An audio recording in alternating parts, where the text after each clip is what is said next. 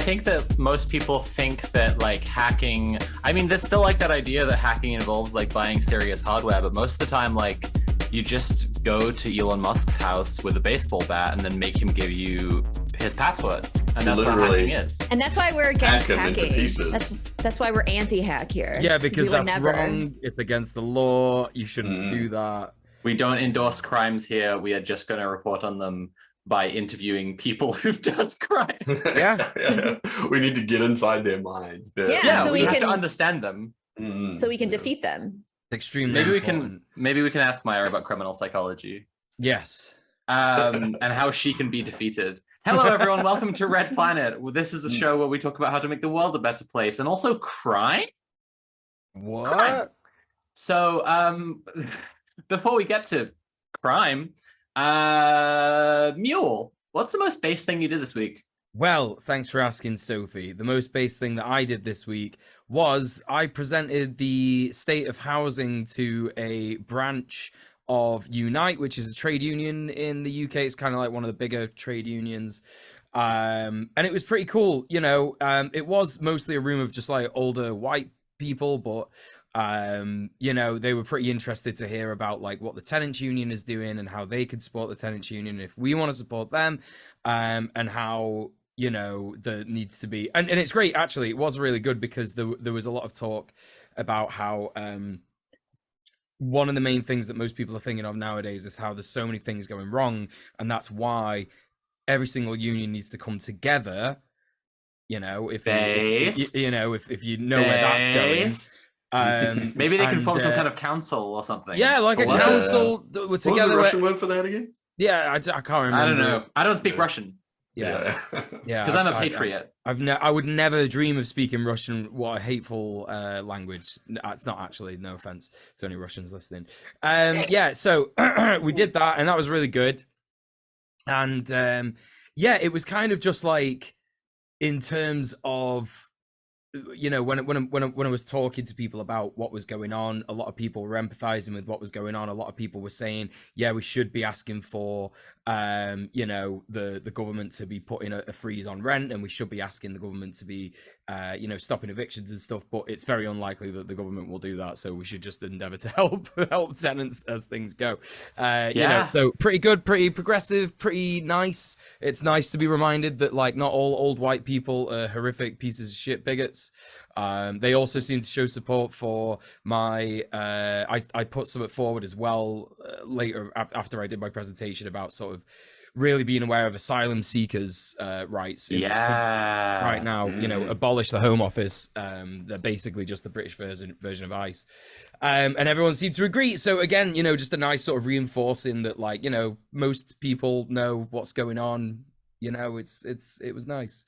One time I said to a friend, like, wouldn't it be funny? And this is entirely funny, hypothetical, not because it would be illegal, but like to call up their like tip line about where immigrants are doing like trafficking and shit, and be like, there is this building where they're orchestrating people being kidnapped out of their homes and flown out of the country, and then give the address of the Home Office. Yeah. Well, in that case, that's me done. And so because that's happened, I want to ask Tim, my friend to the right, even though it's to my left here, I'm pointing left. Stage right. Which means that he's based because he's left. Can you bump fists? Hold up. Yeah. Go on, Tim, just a bit further. Yeah. Oh, I'm going too deep. Too deep. Wrist deep. Tim, what's the most base thing you've done this week? I'm so glad the phrase wrist deep has been said on Red Planet now. I'm sorry, Tim. What was the most base thing you did this week? It was basic I did this week was saying wrist deep on the Red Planet. No, it was I got flooded in. So I didn't really do too much over the last couple of days because I don't know if anyone out there hasn't heard, Auckland and like mainly West and South Auckland has been hit really hard by flooding. I mean, like a lot of other spots on the North Island have been hit, but it seems like it's affected West and South Auckland really bad. And so like most of West Auckland is full of like all these little streams and stuff. Like there's one that goes under my driveway, and they all feed into like, you know, main big kind of rivers and stuff. And so all of them were flooding. And then the big rivers were just like overflowing and like cutting off roads, like destroying roads in some spots. There's like, you know, gigantic like streets like just cracked in half with like big landslides and stuff. Jesus. Lots of trees down. Yeah, it was pretty wild. And it seemed like it came out of nowhere. But we've since learned that that wasn't the case. We recently got a new mayor in Auckland he was like the nightmare candidate. He's just kind of like a shitty, like conservative right-wing kind of dude who he's a businessman, and he used to be the mayor up in the far north, and he was like busted a bunch of times for using his position to make himself and his friends a lot of money while not actually doing anything. And so he's kind of been doing the same thing in Auckland. And my brother described it by saying that Auckland recently got a Trump light mayor. Yeah, but he's not even like there was a probably more Trumpier candidate, but this guy is like this guy kind of understands that he can't just be out there like talking shit and, you know, saying all this kind of stuff. So he just tries to stay kind of like he doesn't do anything. He never speaks publicly or anything. He's just kind of doing his own shit. And it seems like most of the time he's kind of just doing nothing. But yeah, so a lot of the meteorological services warned him and a lot of the councillors that, hey, there's a series of thunderstorms coming. It's, you know, there's definitely going to be flash flooding, all that kind of stuff. And a lot of a lot of sitting councillors and stuff were like, we need to do something about this. We need to put in a state of emergency. We need to warn people and all this kind of stuff. And they just didn't do anything because he just wasn't, you know, taking messages at the time. So Jesus. Yeah. So he was just having a self-care day, Tim. I don't know what you're putting to. Like he honestly was. I think he said he'd said in advance, like someone had wanted to get him on the record for something, and he had said that he was going to be playing golf that day, which is like so wild. Fucking golf. Yeah, but you know, so a lot of the damage and a lot of shit could be avoided. I was lucky because I had a cancellation at work that afternoon, so I just decided to come home early, and I literally got like I think it was like maybe even the last train through before they just shut them all down, and then, came inside, and then like minutes later all of like out the front of my house, like the whole yard and everything was just flooded. Like, yeah, I got. Are there storm shelters, or would you have just been stuck in the middle of town? So apparently where the shop is, where I work, the tattoo studio was actually fine. We have a client that lives in the building upstairs, and he was able to go down and just check, and he's like, oh no, it's fine.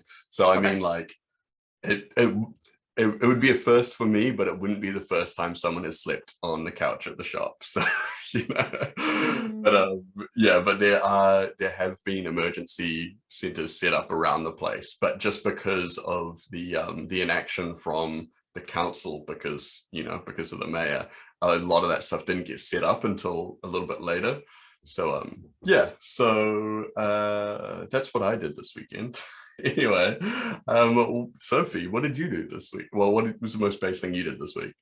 Let me start by saying London queers, if you have leather you would like polished and taken care of, my friend is running a boot blacking service now. It's called Butch Boots. You can find it on Instagram.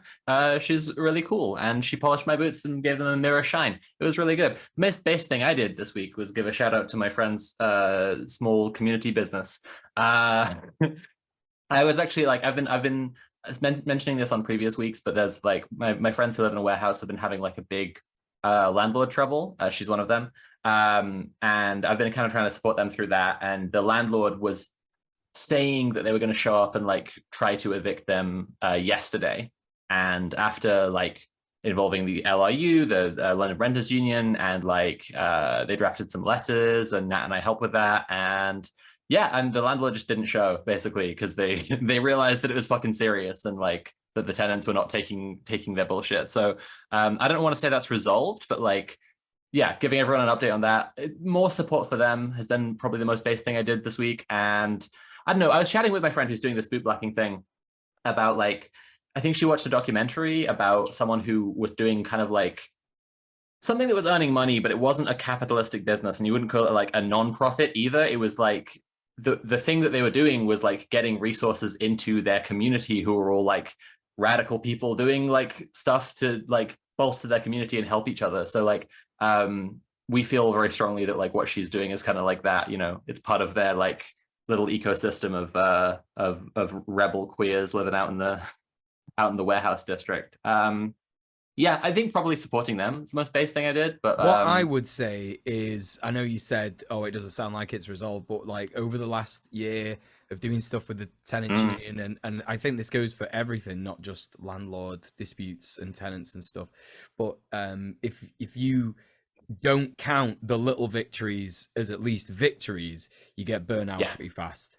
Yeah, it's definitely a victory. Yeah, like, yeah. And there's no reason to not call it that. There's no reason to sit there and go, well, it's not a victory, because it is. No, like, absolutely. Yeah, you're right. I mean, like the landlords were really like trying to talk tougher after the first like letters were sent, and being like, no, we will show up and evict you. And then they sent more letters just being like, okay, what you're doing is just like hilariously illegal for like this and this and this and this and this reason, and also co-signed by like LRU, and then LRU sent them a letter separately as well, and they just haven't shown up. So I'm like, I think they've made them fuck off, probably. Everyone seriously like believe in the power of tenants unions. They're amazing. Oh, sorry, I've just seen yes, you weren't hearing clicking. It's actually the bell on these ears. Listen, I didn't want to interrupt the show, but it's all good. I have decided to make Conrad's job awful this week in editing the podcast with two bells. And I kept thinking I was hearing Dee Dee's bell, and I was like, is she like, what is she doing? Sophie, just keep your head just leave them. Just leave them in the final podcast. I'm talking about them now. The podcast listeners, hello. There you go. That's me you're hearing. It's ASMR, actually. But what about Kira? Kira, what was the most base thing you did this week? Most base thing I did this week was probably like talk to friends, get more in touch with friends, spend more time with friends, and hang out, like, I guess hang out, but like chat with Sophie, chat with you, Sophie, about some stuff, and to try to be supportive, and to, I don't know, allow myself to be vulnerable as well. So, yeah. You've been really supportive. I've been going through some shit, and Kira's genuinely been really, really supportive and helpful. Thanks. Yeah. So that's pretty much it. Wait, I appreciate you saying that too. Can you do this? What? Do the other half of my heart. You're next to me. Other hand, the other one. Wait, other way. Sorry, I don't know what I'm doing. Oh. a bit less. A bit. You've gone wrist deep again. Kira's going wrist deep over here. Sorry, the way that it's cropped. Hold on. Well, if she's gonna do it, I'm gonna do it. Yeah, get it in. Yeah, let's just go. Just get it right in there. Get it right in there. Fuck it. Yeah. I'm going elbow deep. Okay. Cool. Should we talk about some news? We're a normal podcast. Everyone loves that. Tim, you have some news to tell us about the UK. Yes, speaking of what Soph was saying earlier about the Home Office abducting people and sending them on planes, semi-related, dozens of children being kept in hotels by the Home Office are being kidnapped by trafficking gangs. So, this is something that's been happening a while, and this is also like this happened in the States as well with the whole like separated children at the border thing. There was huge amounts of children separated from their parents that the government's just like, we don't know what to do with. This is it's like a very foreseeable outcome of their own policies that and now they're like, oh, all these kids, what do we do with them? So there's a contractor called Mighty, and so it was their job to house asylum seeking children, refugee children that were separated from parents or caregivers. And so they basically just like hired out like an entire hotel. It's in Brighton, it's near the Home Office, and they were just like, okay, I guess we just put the kids in the hotel, because all these people like they don't know what the fuck they're doing, and I don't think it is near the Home Office. I don't know. Oh, it is? I think that's what it says in the notes. Anyway, Okay. so, and a whistleblower from Mighty and a couple people from within Child Protective Services have confirmed that children have literally just been grabbed off the street outside of the hotel, pulled into cars, and not seen again. So, literally just like being grabbed. Because I mean, I guess it's the thing. If you were wanting, if you had some reason that you wanted to abduct children, you'd be like, oh, there's a bunch of unattached children here that the government is having trouble, like finding, something to do with or whatever like that. The government wants to get rid of them, honestly. They Yeah, don't yeah, want exactly. them. I saw then, as like, well that they were dressing all the kids in like the exact same clothes, so it's like really hard for them to like even know which kids are around. Like it's so easy for them to lose them. Yeah. The whistleblower from Mighty also described the exact same thing happening in a similarly run home office location over in Kent, and said that they estimated that 10% of its youngsters disappeared each week, which is wild, like 10%. And I mean, like, so when it happened in America, they had a huge like weekly loss of children as well. And so some of them were like getting, like some of them literally just getting taken by people, some of them claiming to be family members, others just literally just kind of like abducting them or whatever. And some of them were just becoming homeless. Some of them were literally just kind of being like, okay, fuck this, I'm out of here, and just, so, I mean, that's the thing, right? It's like a lot of like kids that just like, like these are children, and even in keeping them, even if it was a nice hotel that you were keeping them in or whatever, there's like, they're gonna, they're not gonna want to stay there or whatever. So so 10% of the youngsters disappearing each week, and they reckon about 136 from the Brighton location in the last 18 months. 136 children. That's like so many children. But yeah, so they're saying, the whistleblower from within Mighty is saying that these kids are getting disappeared, they're not being found, and they're being taken from the street by traffickers. And that was in the whistleblower spoke to the Observer about that just last week, and it's like, it's fucking wild, right? So and yeah, this thing, how it's like if this was a bunch of made up American children being like put inside, like whatever that furniture company was or whatever, or like fucking some Balenciaga shit. QAnon or Alex Jones were like, these kids are being, and this would be all over fucking TikTok, all over everything, whatever like that. But they're like, they're refugee children, they're immigrant children.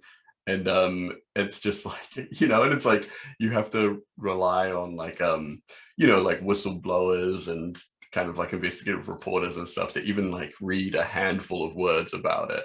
And it's wild, because it's like, for all those other things, there's like barely any actual evidence or any sources confirming it happens. But then it's like 136 kids going missing in 18 months is like, that should be like front page news everywhere. Everyone should be talking about this.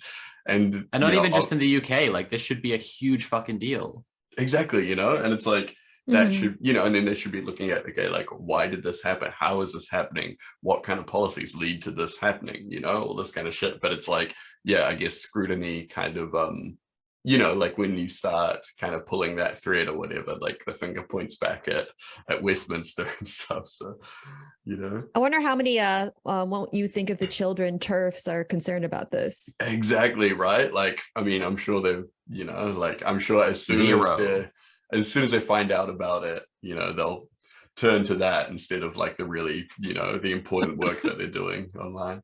But that's exactly the thing, right? It's like, these are refugee children, so they unfortunately don't get the time from those people.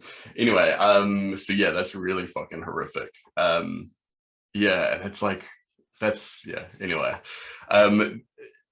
They say that like I was reading the thing and they were saying that they are like they have like looked into it or whatever like that, but at this point there has been no actual, like, there's been no official investigation or anything like that. There's been no changes to any of the policies. There's been no kind of internal review, even from the contractors or anything like that. So it's kind of this thing where it's like, okay, we know it's happening. Everyone knows it's happening now, but shrug, which is bullshit. It's not good enough.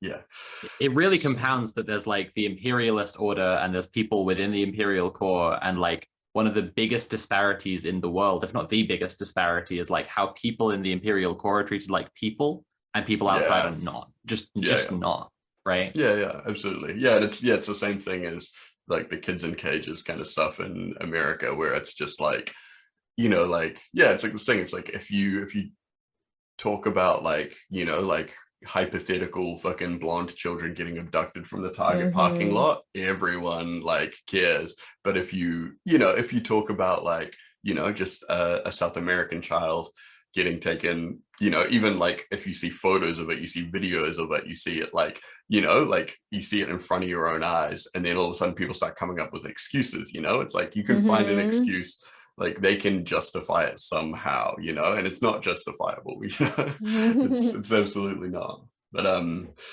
yeah, so that's pretty fucking dark. But in more interesting news, Sophie, what's happening over there, and what's happening in France? Yeah, we've said so many times that if you want news stories for Red Planet, you just Google French protest. Yeah, and this is a continuation of what we spoke about last week as well. It's true, yeah. Because so if people weren't watching last week, Macron, just an awful neoliberal ghoul who is running France at the moment, is trying to raise the retirement age from 64 to 66, and people aren't happy about that for some reason that is not imaginable to neoliberals, and a French union who like the energy workers union have cut power, like they've created power cuts as a form of protest to pressure Macron to cut that shit out. So during a nationwide strike last week, members of the far left CGT union who work in the energy sector cut power to the office of a lawmaker from Mr. Macron's party for more than 3 hours. On Monday, CGT energy workers in Marseille manipulated electricity and gas meters to cut bills for bakers who are protesting in the French port city against high energy prices. CGT's leadership called such moves a Robin Hood operation, and they said they would continue as the country prepares for another national protest on Tuesday. It's unbelievably fucking based. Like, not only cutting off the power to one of Macron's guys, but also like just saving people money on their bills out of solidarity. That owns. Strikes are good, but they're no longer enough, said Sebastien Menspier, head of the CGT's energy division. I guess the union is bigger than just the energy. We have to take actions that are visible and impact those who are supporting the government. Fucking based. So good, right? Yeah. In September, CGT members shut down most of France's oil refineries for weeks to demand higher wages, leading to nationwide fuel shortages. The CGT engineered power outages during nationwide strikes in 2019, when Macron first proposed overhauling the country's pension system and doing away with special retirement plans that covered workers from certain sectors. Those moves led to scattered outages across the country. One of France's oldest unions, CGT, was founded in 1895 to unite the nation's socialist, Marxist, and anarchist workers' movements. While its membership, I mean, that's impossible, as we all know, anarchists and Marxists never work together. Never mind that it's just happening, and it has happened. Definitely won't last for 120 years, almost 130 actually. That's right. Well, its membership once exceeded 5 million. The CGT now has around 640,000 members. It's still one of France's largest unions, along with the centrist CFTD. The CGT's aggressive tactics have put it into conflict with the country's other unions, in particular the CFTD, which is opposed to Macron's pension overhaul, but condemns cutting power to elected officials. Ooh. Oh no, what will they do? They won't sign more laws taking away my rights. They have to have their power on so they can sign all those bad laws. Why won't they protest through the avenues that they have been given to protest through that, are easily ignored?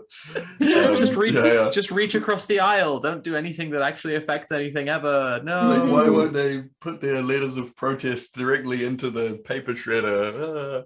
All my baguette's gone.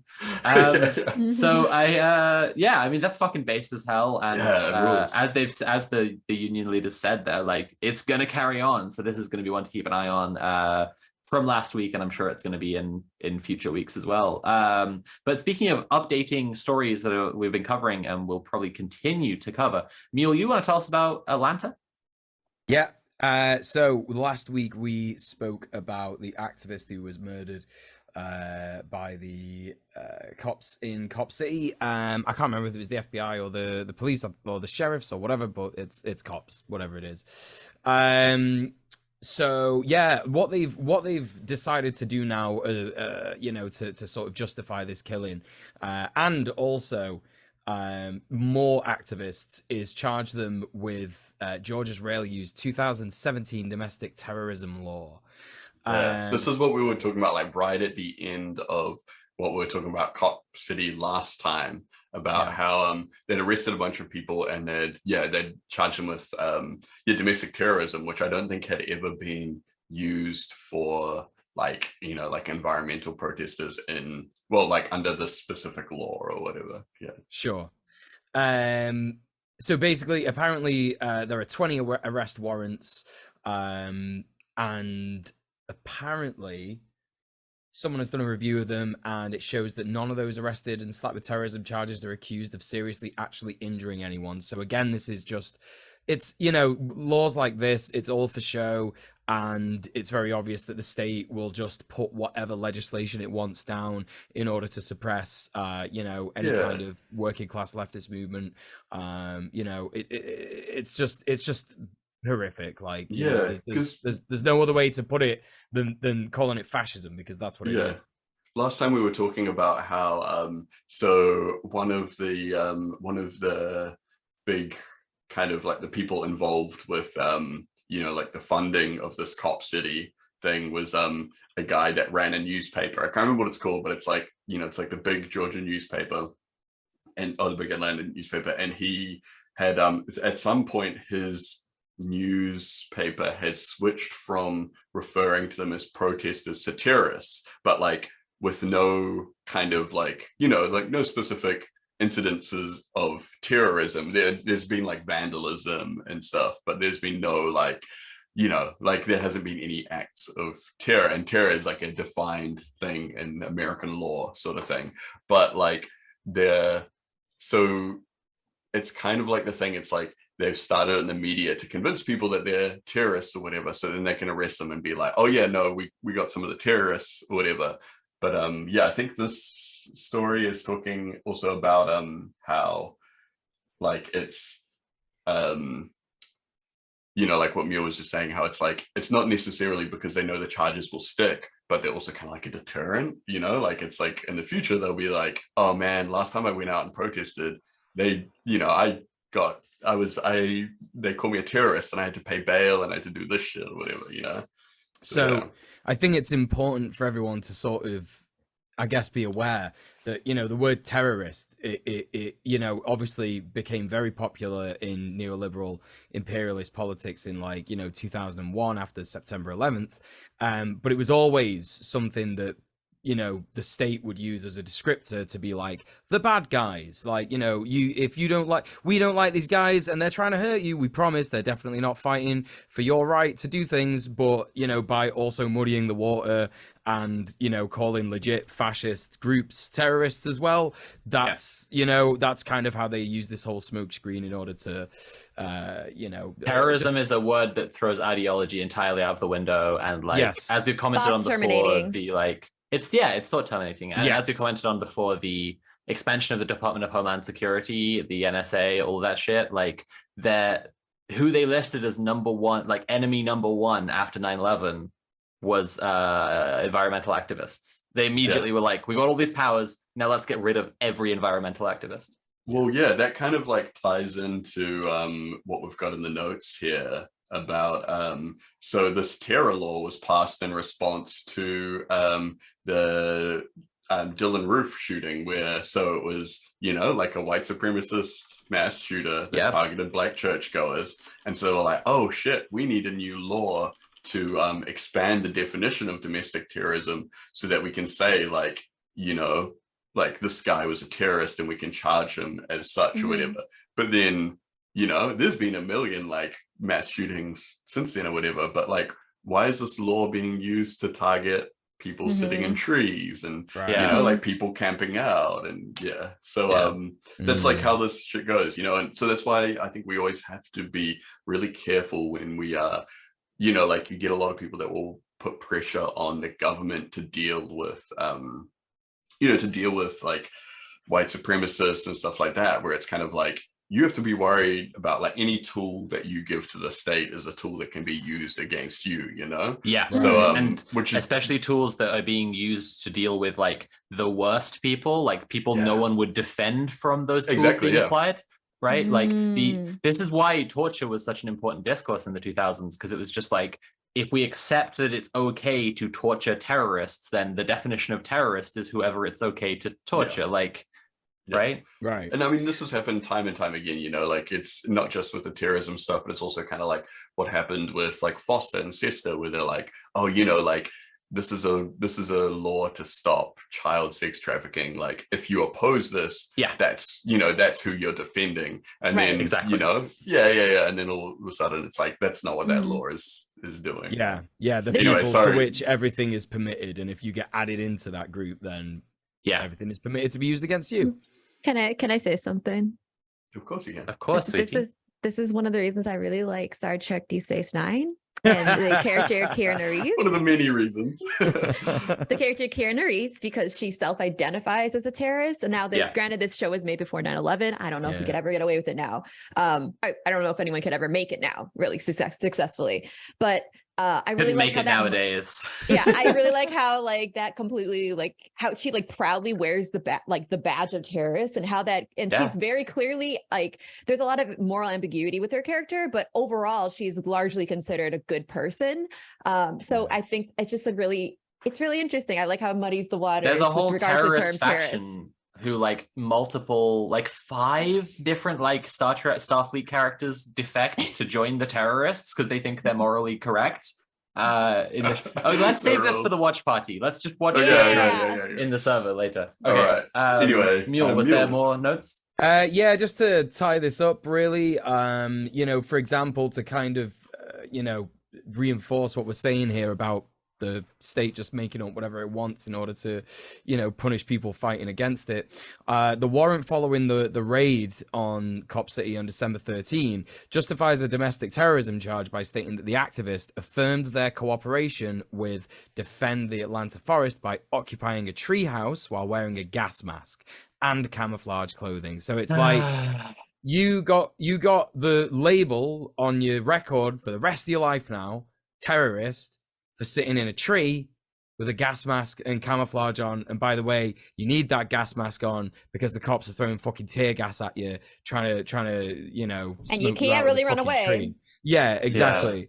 There's other bullshit as well. There was like one of the people charged with injuring an officer, and this is because they were running away, and the officer was chasing them, and the officer tripped and scraped his knee and elbow, and so then it's like, okay, like you injured this officer because this officer's like, you know, like just I mean, because this officer is, you know, running through a forest, which they chose to do. Anyway. Again, the joke is always like the state-funded funeral with all the weeping family with the like folded American flag for like an officer who had a heart attack while chasing a teenager who he thought was shoplifting.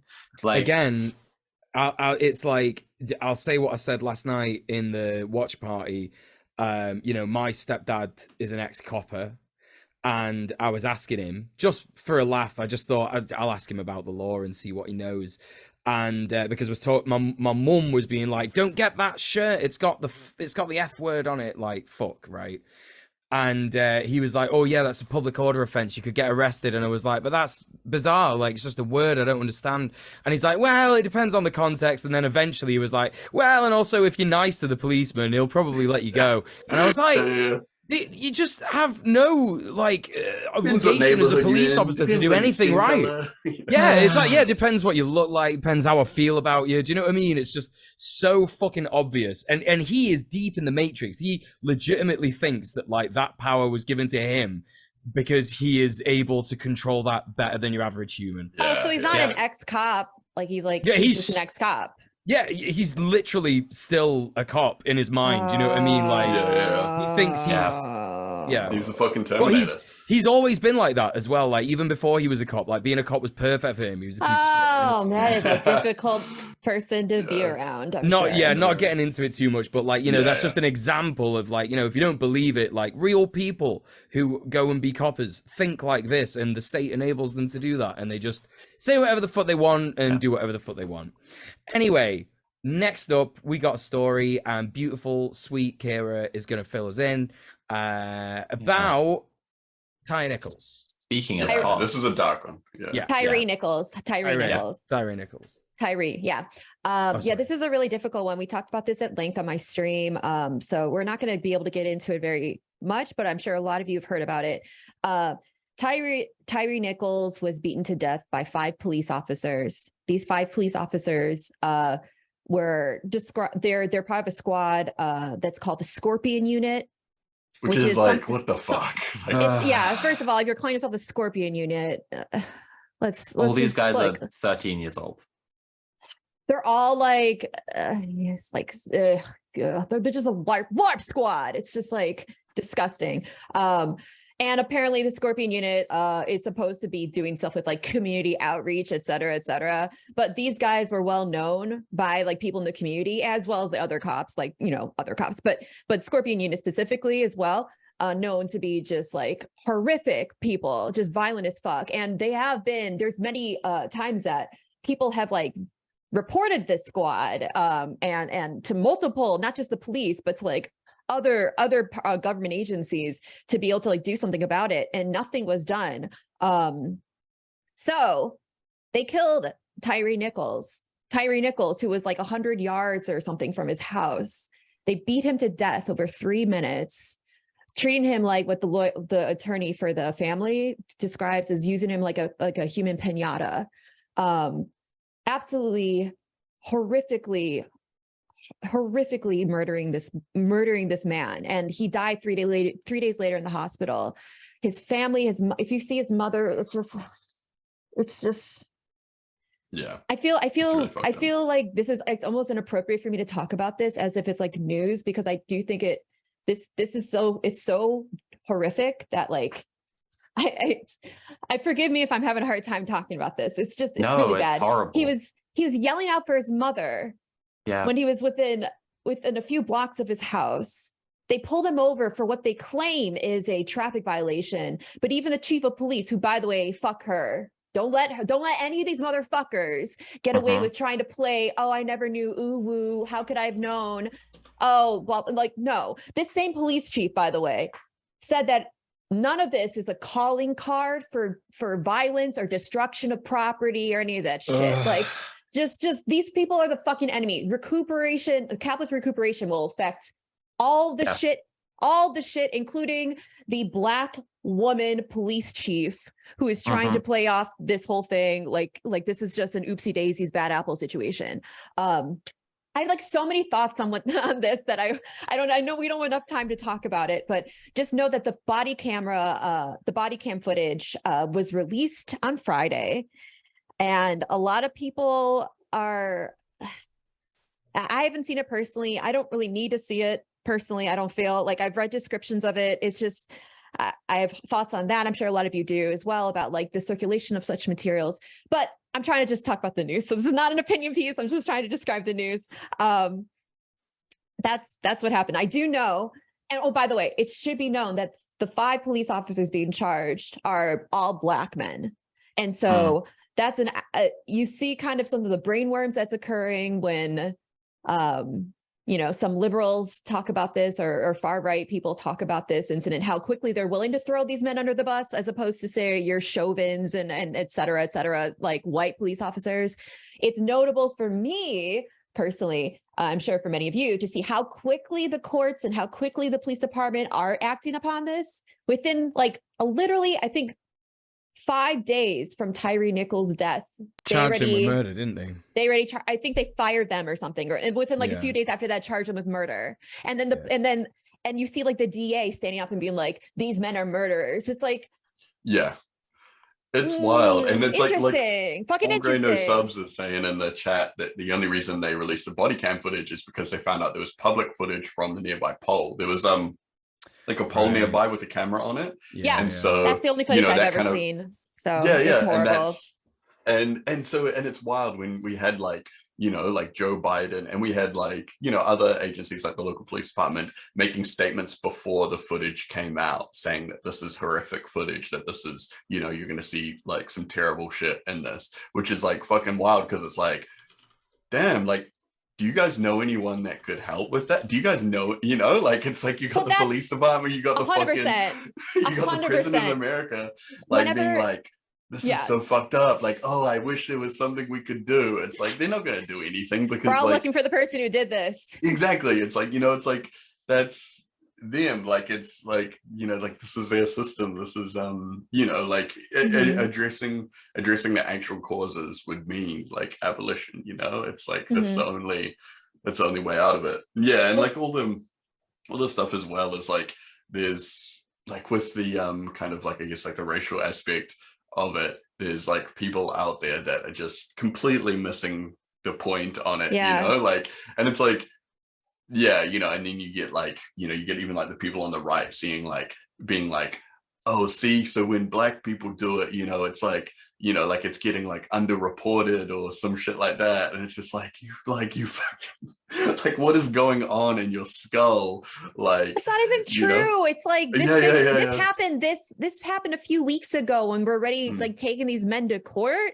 Like, they're already fired, and they're like, this is extremely visible. This is extremely like being dealt with. Like, to such an extent that it's like unprecedented for police. Didn't they take like a whole just get away? You know? Wasn't it like a whole year for Chauvin to go I think it was something like a year. And by the way, Chauvin, that footage circulated. So, and when we talk about Chauvin, we're talking about the man whose knee was on the neck of George Floyd. So that footage wasn't body cam footage. That footage circulated so widely because it was like multiple spectators are standing there with a camera witnessing it. And that's why that went viral. Like the police department tried to cover it up immediately.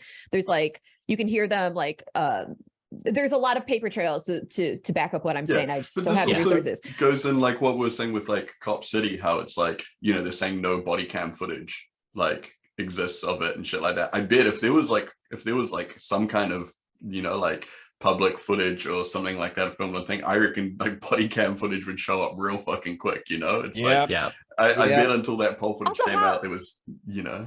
I mean, I know why this is the case, but like, how is it that a cop who doesn't have body cam footage is not immediately fired? Like, I know, you know why? It's all fascism. It's all because police unions. Like police unions bargain them back. Like, oh yeah, they'll wear them, like, but they can turn them off.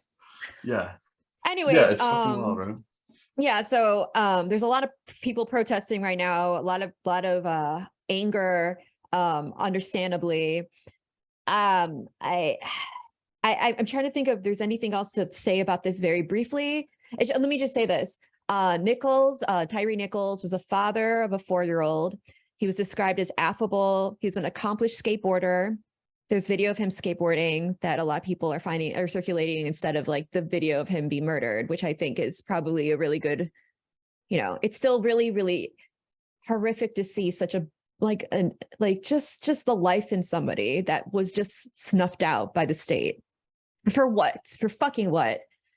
Affable, accomplished skateboarder who recently enrolled in photography class, and now he will likely be the next face of the U.S. racial justice movement.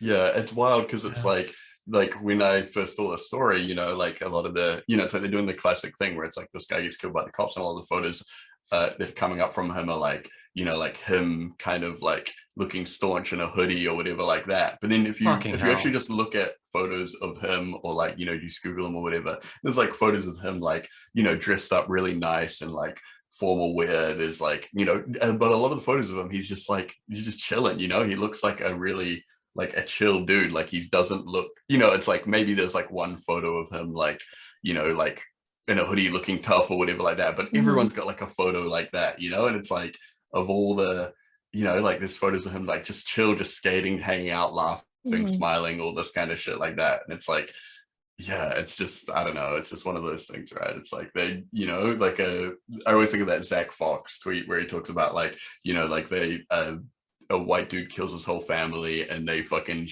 put a photo of him like jet skiing or some shit. Yeah. Jet You skiing know, with his and it's family, like- all everyone's like smiling, having a great vacation. Yeah. It's fucking wild to, you know, like have him like reduced to this thing.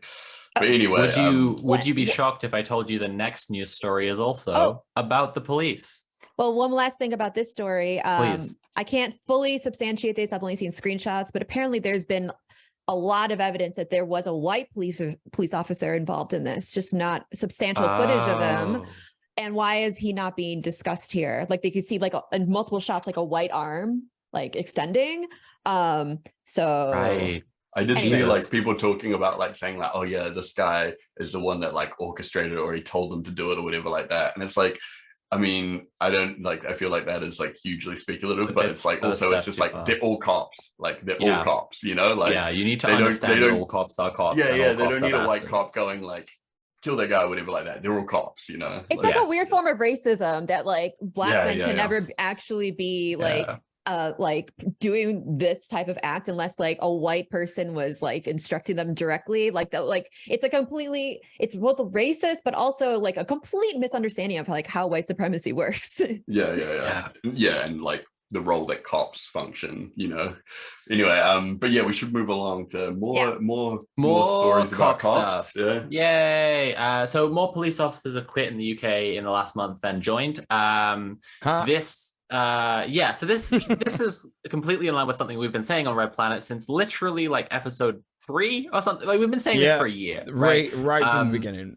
that like cops, as it becomes really obvious to them that their whole job is just like shit Being like this, stormtroopers. just being fucking stormtroopers. They will quit. More and more of them will quit, and we already saw that after George Floyd. A lot of the cops quitting then like cited that they felt like unappreciated or whatever. And it's like, I don't care if it's because they think they're unappreciated or not getting enough respect, or if because they actually develop a conscience. But like the point is that like they are quitting, and so this thing that more officers quit in the last month than joined in the UK. It was reported by the Telegraph, which is notoriously a Tory rag who fucking suck. They say all sorts of shit all the time. They will like report on some like brain fart that Rishi Sunak had as if it's like serious policy that he's going to do. So I don't know, but it is completely in line with trends that have been going on for months already, that like way fewer cops are joining. And that's why the police have been doing massive recruitment campaigns. I think I already mentioned this a few episodes ago when we were talking to Cradle Community, but like, you know, I was in the cinema and they played this ad where this black guy was talking about like, oh, I was really worried that my sister was joining the Met because she's a black woman who's a Muslim, and like, what if they're racist or discriminate against her religion or they're misogynists? But actually she's doing great, and it's so cool that she's in the Met now. Like I was just yelling in the cinema. Like I was so pissed off. I've seen so many copper vans over the last, I want to say, year. Yeah, maybe year and a half, all around Manchester, sort of like really pushing, you know, like not just like cop vans on their own, but like cop vans that are sort of piggybacking off other events. Like there was cop vans recruiting at Pride, for example. I think they're always there at Pride. Unfortunately, you know, cops aren't welcome at Pride, but you know, they fucking go there anyway. But I've seen loads of recruitment, and then also like the last eviction resistance that I went on that I think I talked about on Red Planet, where a guy basically got evicted. Like the police, it was a slow crime week because it was that super cold week, and the police turned up and just like helped this social housing, this housing association bastards, these bailiffs, like just turf this 65-year-old war veteran out onto the street in minus degree temperatures, you know. And the whole time we were there, you know, these coppers, like I don't want to sound like I'm you know, sort of like just saying this because it agrees with the story. Like this is legit what happened. Like these coppers looked sheepish, folks. Like they looked like they had no respect for what they were doing. And in fact, the stuff that we were saying to him things like, you know, do you feel good about yourselves, fellas? You know, now that you can see that this guy isn't just like, I don't know, a crackhead or whatever, like whatever you think. Do you know what I mean? Like this person would have been, you know, just a normal bloke who has unfortunately been, you know, taken advantage of. And, you know, one of them actually said, well, what do you expect us to do about it? You act like we enjoy it. And I just said to him, if I had a job where all the time I had to justify that I'm just doing my job was when people told me how bad the things I do are, I would probably just get another job. And the guy didn't really have anything to say about that. Exactly. You know, and you know, it's one of those. It's like if we just, I don't know how effective propaganda is against cops, like anti-cop propaganda. No, I really think it is. You got to try it, right? You got to try it. I think it is too. happened to a friend of mine, definitely not me, who was at like an anti-fascist resistance, and like a cop came over to talk to the anti-fash before it started, and was like, "Hey, what are you all doing here? What are you congregating for? We're just wondering if what this is about." And I'll be, don't talk to cops, right? So no one talked to him, and he was just like completely like dejected, like he's got an expectation that like what he's doing is going to be in the community helping people or whatever, and then he meets a bunch of people who are just like there to keep their community safe, who have no respect for him whatsoever, and he looked completely gutted. Yep. According to my friend. And anyway, I so this is like, police are quitting. Their main complaints, like there have been a bunch of rising. I'm sorry, Carrie, you wanted to say something? I was just going to say that, like, from my experience, like knowing cops, because I used to be like friends with cops and stuff, like way back in the day, back when I wasn't ACAB and all the other shit. Being a part of being a cop, so much of it, arguably the biggest part of being a cop that attracts people to the position, is the respect that you think it earns you amongst people who aren't cops. Like the immediate, you walk into a room and everyone reveres you and looks up to you and thinks of you as like some like kind of like a demigod. So if you can strip that you're stripping so much of like the reason a person would ever want to become a cop. Yeah, totally. And like I say, as their job just becomes back like in my cringe era, exactly. As their job just becomes like smashing up water bottle stands that people have put up to help homeless people during a heat wave, and just like murdering poor people, and then trying to defend those actions, and like everywhere they go people are going to be like, why the fuck are you doing this? They're going to want to quit. Like, so they the biggest reasons cited for them quitting were pay, working conditions, and treatment by the government. And like, putting pay to one side for a second, like I think that working conditions and treatment by the government are really telling, because I think those really speak to people keep on telling us we're bad people, and the government keeps on like letting them, basically. Like I think that the cops that's are the bad working that, conditions, like, you think? Yeah, like I really think it is. Like, the bad working conditions is people don't respect us and people don't like us, and everyone hates cops. Yeah, exactly. Like, cops are not workers. When we talk about workers, they are not workers. They are class traitors. Like, cops are technically working class, except like, the higher up cops. But like, they're the militarized arm of the state. But like, it's important to remember that cops defecting or cops quitting or like cops turning against the government has been a feature of previous insurrections against many states. I'm not talking about allying with cops who've quit here. I'm just talking about cops quitting as a phenomenon is a recognizable sign of a thing happening. But before we linger on that too long, Tim, do you want to tell us about Egypt? Yeah, so Egypt and India are forming a strategic partnership, or they have formed one actually, which is like something they've been talking about for a little while. So Egyptian President Abdel Fattah el-Sisi has been talking to Indian Prime Minister Narendra Modi, well-known Hindu nationalist, fucking neoliberal fascist. Modi. This guy has like orchestrated massacres. Modi, he's a like guy. And since he's got in, he's been kind of like undoing the democracy of India, making it kind of like so the opposition party is just like getting stripped of everything. Even like their whole like parliament setup itself is like effectively being kind of like muted, so that him and his team can kind of just push through whatever they want. They can do whatever they want, and like bills don't even get reviewed before being passed, all this kind of stuff. It's like it's wild. He's just consolidating power over there, and and like, I mean, like, people call him like this kind of Trump figure, but I think he is a lot more I think like it's massively underselling it to call him Trump. Yeah, exactly. Like, he's way more effective. Trump didn't really have like a long-term plan. He was just like floating on vibes and reacting to things as when they happen. But like Modi has like a long-term vision for India, and he's like very steadily working towards it in ways that he knows are very effective, not just within India, but for the outside world, you know, like to be perceived by everyone and stuff. And yeah, it's like, it's fucking wild. Yeah, and so, you know, and he obviously very tied in with Hindu nationalism, which is like fucking, you know, like, which is like really, really bad in India at the moment. And the way that they push out on their kind of surrounding states is super fucked up. But yeah, it's the kind of thing where it's like nationalism as like, you know, like a project within India. Like, it's like, he will happily kind of, you know, work with Muslims outside of India, you know, like Muslims in Egypt and everything like that. But inside India, yeah, very anti-Muslim, everything from like demolishing old mosques, like ancient mosques that have been there for centuries and everything. And like, you know, like even just like basically kind of instigating like anti-Muslim pogroms and yeah, all kinds of stuff. And you know, like this is a shit that he got kind of like recognition for, you know, this is a shit that he was doing that everyone was just like, hell yeah, this is what we need, you know, like this is like just open fascism basically. But anyway, so these two countries, India and Egypt, making this agreement to support each other's like kind of, they say, political and security cooperation, economic engagement and scientific collaboration, cultural and P2P contracts, regional and global developments, which is just like, they're basically just being like everything.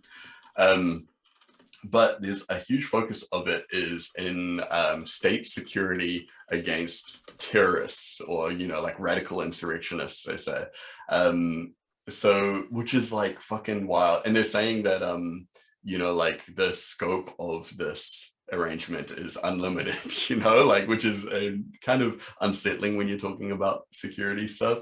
But yeah, they're like literally talking about, in the wording of this agreement, they're talking about the abuse of cyberspace by extremist forces being a growing threat, which is like fucking wild, because it's like, you know, like, I mean, like, I think basically they want to clamp down on the internet being used by their critics, people that are organizing against them, all this kind of stuff.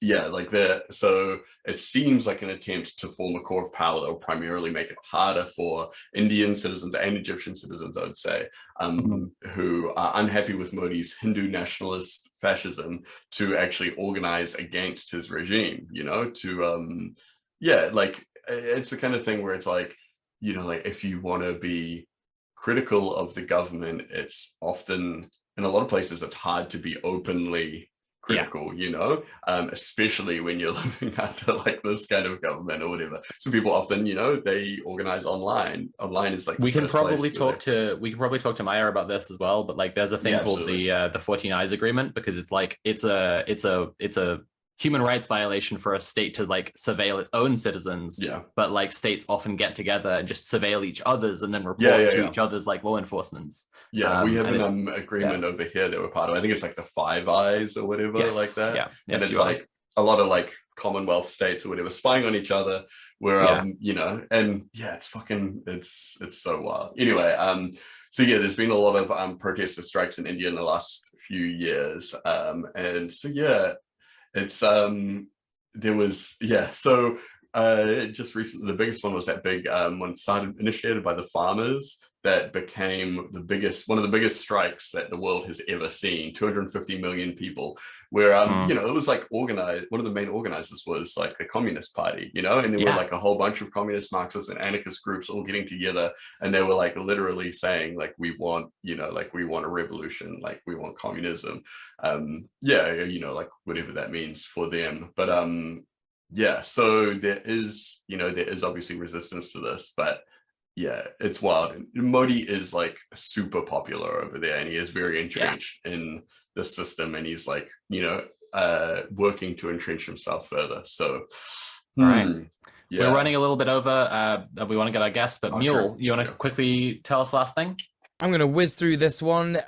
So comrades of the show, if you remember, we had Huda from Palestine Action on back in 2022. They did some amazing stuff. There was an engineering industry awards show a couple of days ago, and they invaded the stage to shame Elbit Systems for their ongoing role in Palestinian genocide.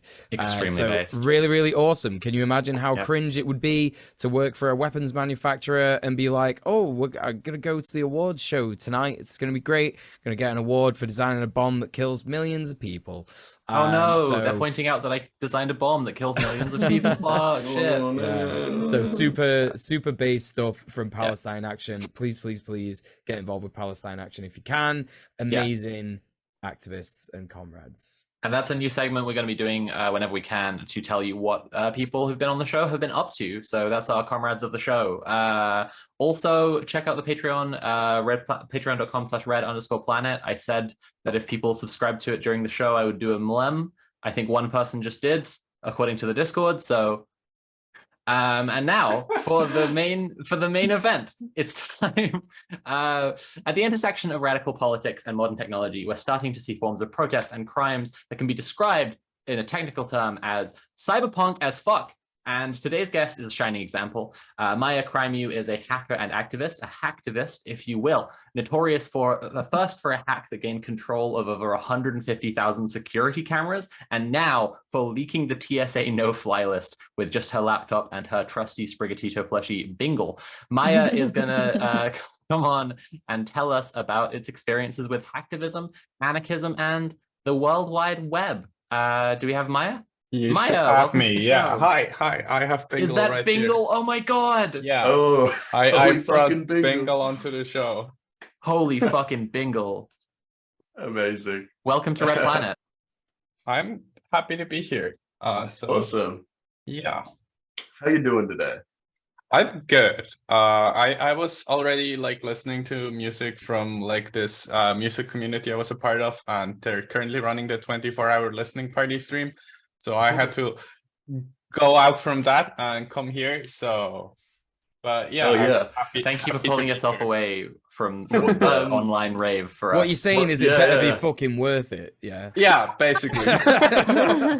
Also, what is the 24-hour rave in case anyone watching wants to check it out afterwards? Okay, Is it like so an it open thing? is Goop House. You can go to goop.watch to get to the Twitch stream where that is running. And there's not only the music being played that was made during this week for Goop Week, but also various sets from cool big artists you might have heard before. It is like a hyperpop adjacent community. So yeah. So I think that, I mean, you can do a good job of introducing what you do and what you've done, I guess, but I did want to read some stuff from your Wikipedia just because I found it very, very funny how it's written like a well, it is a Wikipedia article, but yeah, well, I'll read it. I mean, that is usually easier because there's a lot of stuff I can't really talk about myself, so I'm honestly glad you're just gonna do that. Okay. Okay, well, in that case, let me start with. Oh, so this was the thing.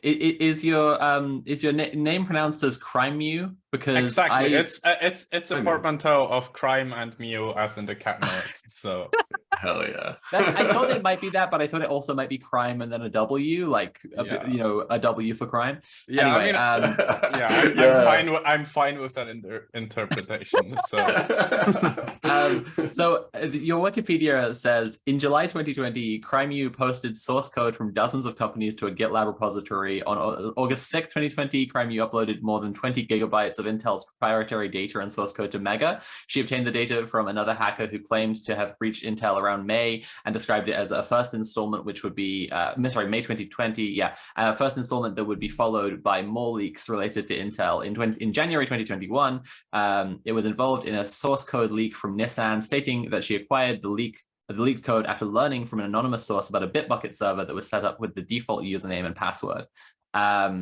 which is fucking based as hell. But the really funny one I really liked was on March 8th, 2021, a group of hackers, including crimew, calling themselves APT 69420 Arson Cats, gained super admin rights. Fucking based as hell. In the network of Vacada, a cloud-based security camera company, using credentials they found on the public internet. The group had access to the network for 36 hours. Yay! Is that Vacada's logo? Yeah, that is a Verkada hat. They don't want me to have this, so let's not bring this up with them. But Fucking incredible. They collected about 5 gigabytes of data, including live security camera footage and recordings from more than 150,000 cameras in places like a Tesla factory, a jail in Alabama, a Halifax health hospital, and residential homes. The group also accessed a list of Verkada customers and the company's private financial information and gained super user access to the corporate networks of Cloudflare and Okta through their Verkada cameras. crimew acted as the spokesperson for the group of hackers. Her Twitter account was suspended for violating Twitter's terms of service after she used it to share multiple screenshots of live security camera feeds. During the hack, crimew tweeted, "What if we just absolutely ended surveillance capitalism in 2 days?" What if? What, Maya? That's an interesting question. That would have That is been an cool interesting if it worked out that way. I mean, that was Yeah. obviously a hyperbole, but like still.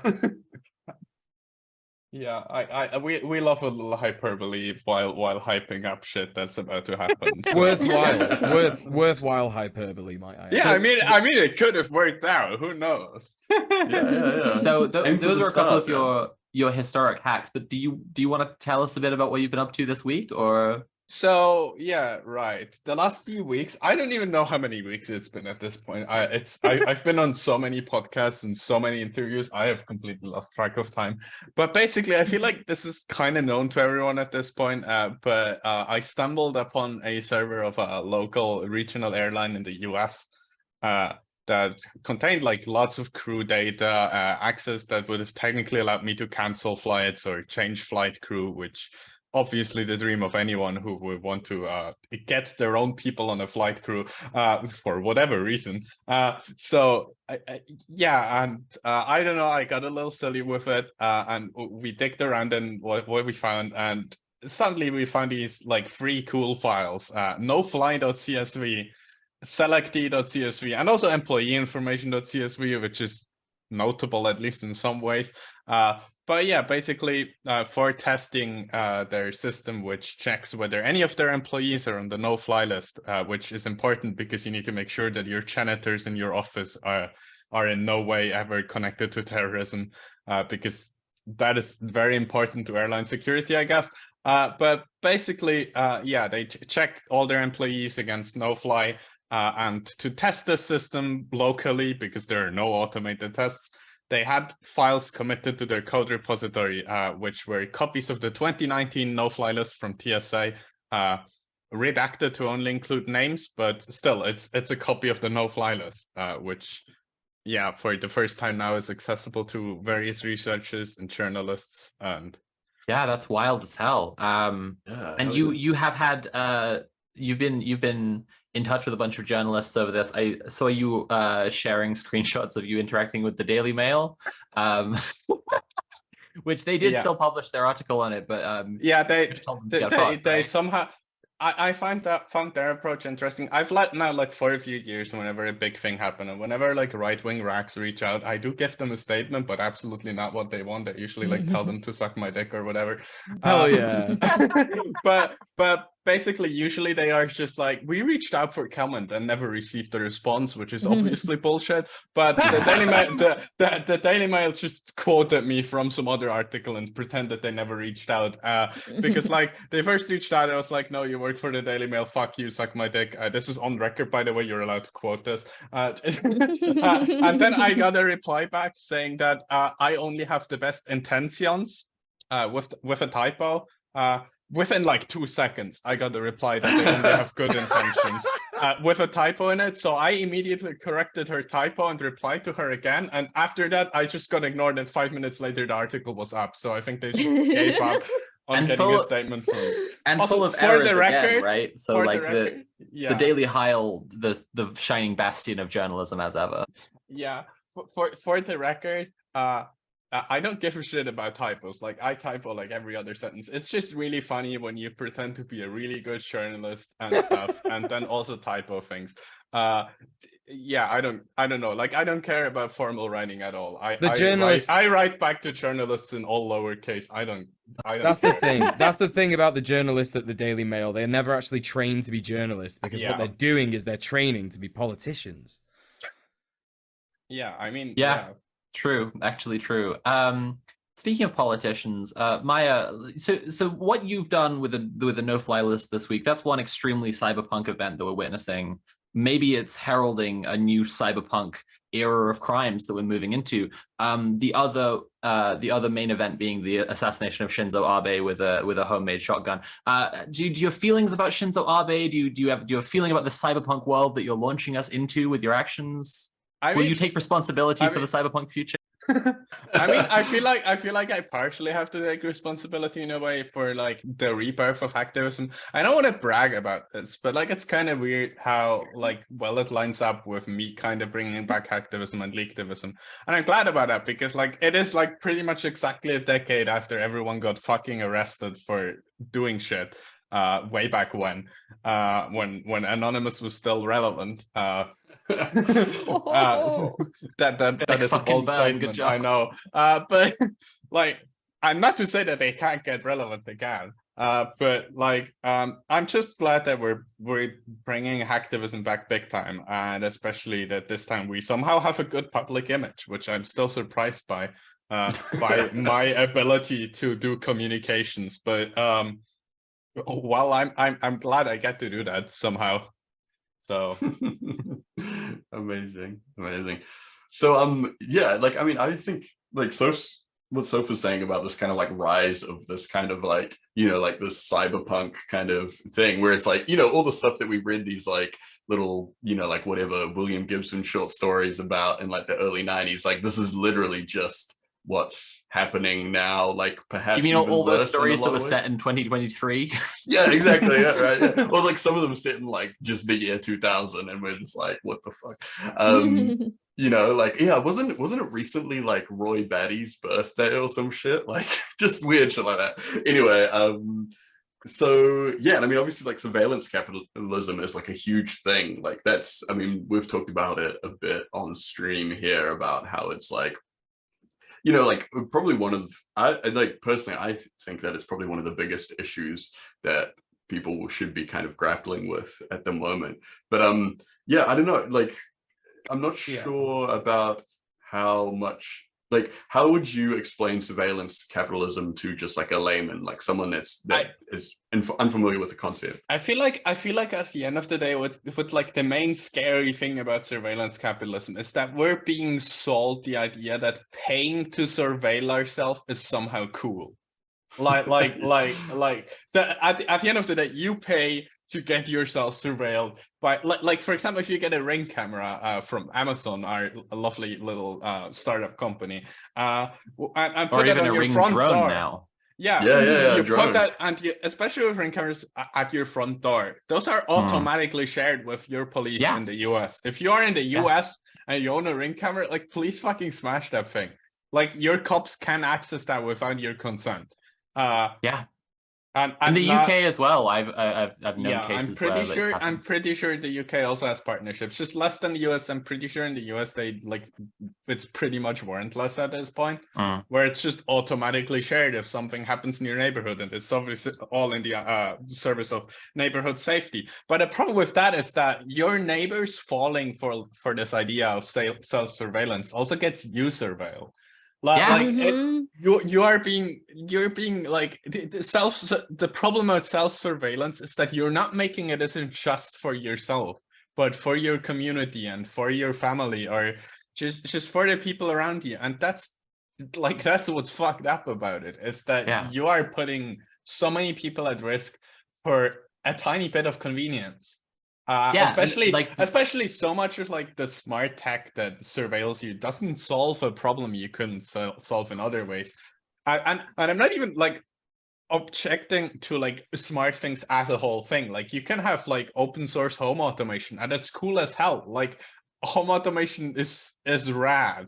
Like you can do cool shit. Like I have smart lights, they're just not connected to the internet.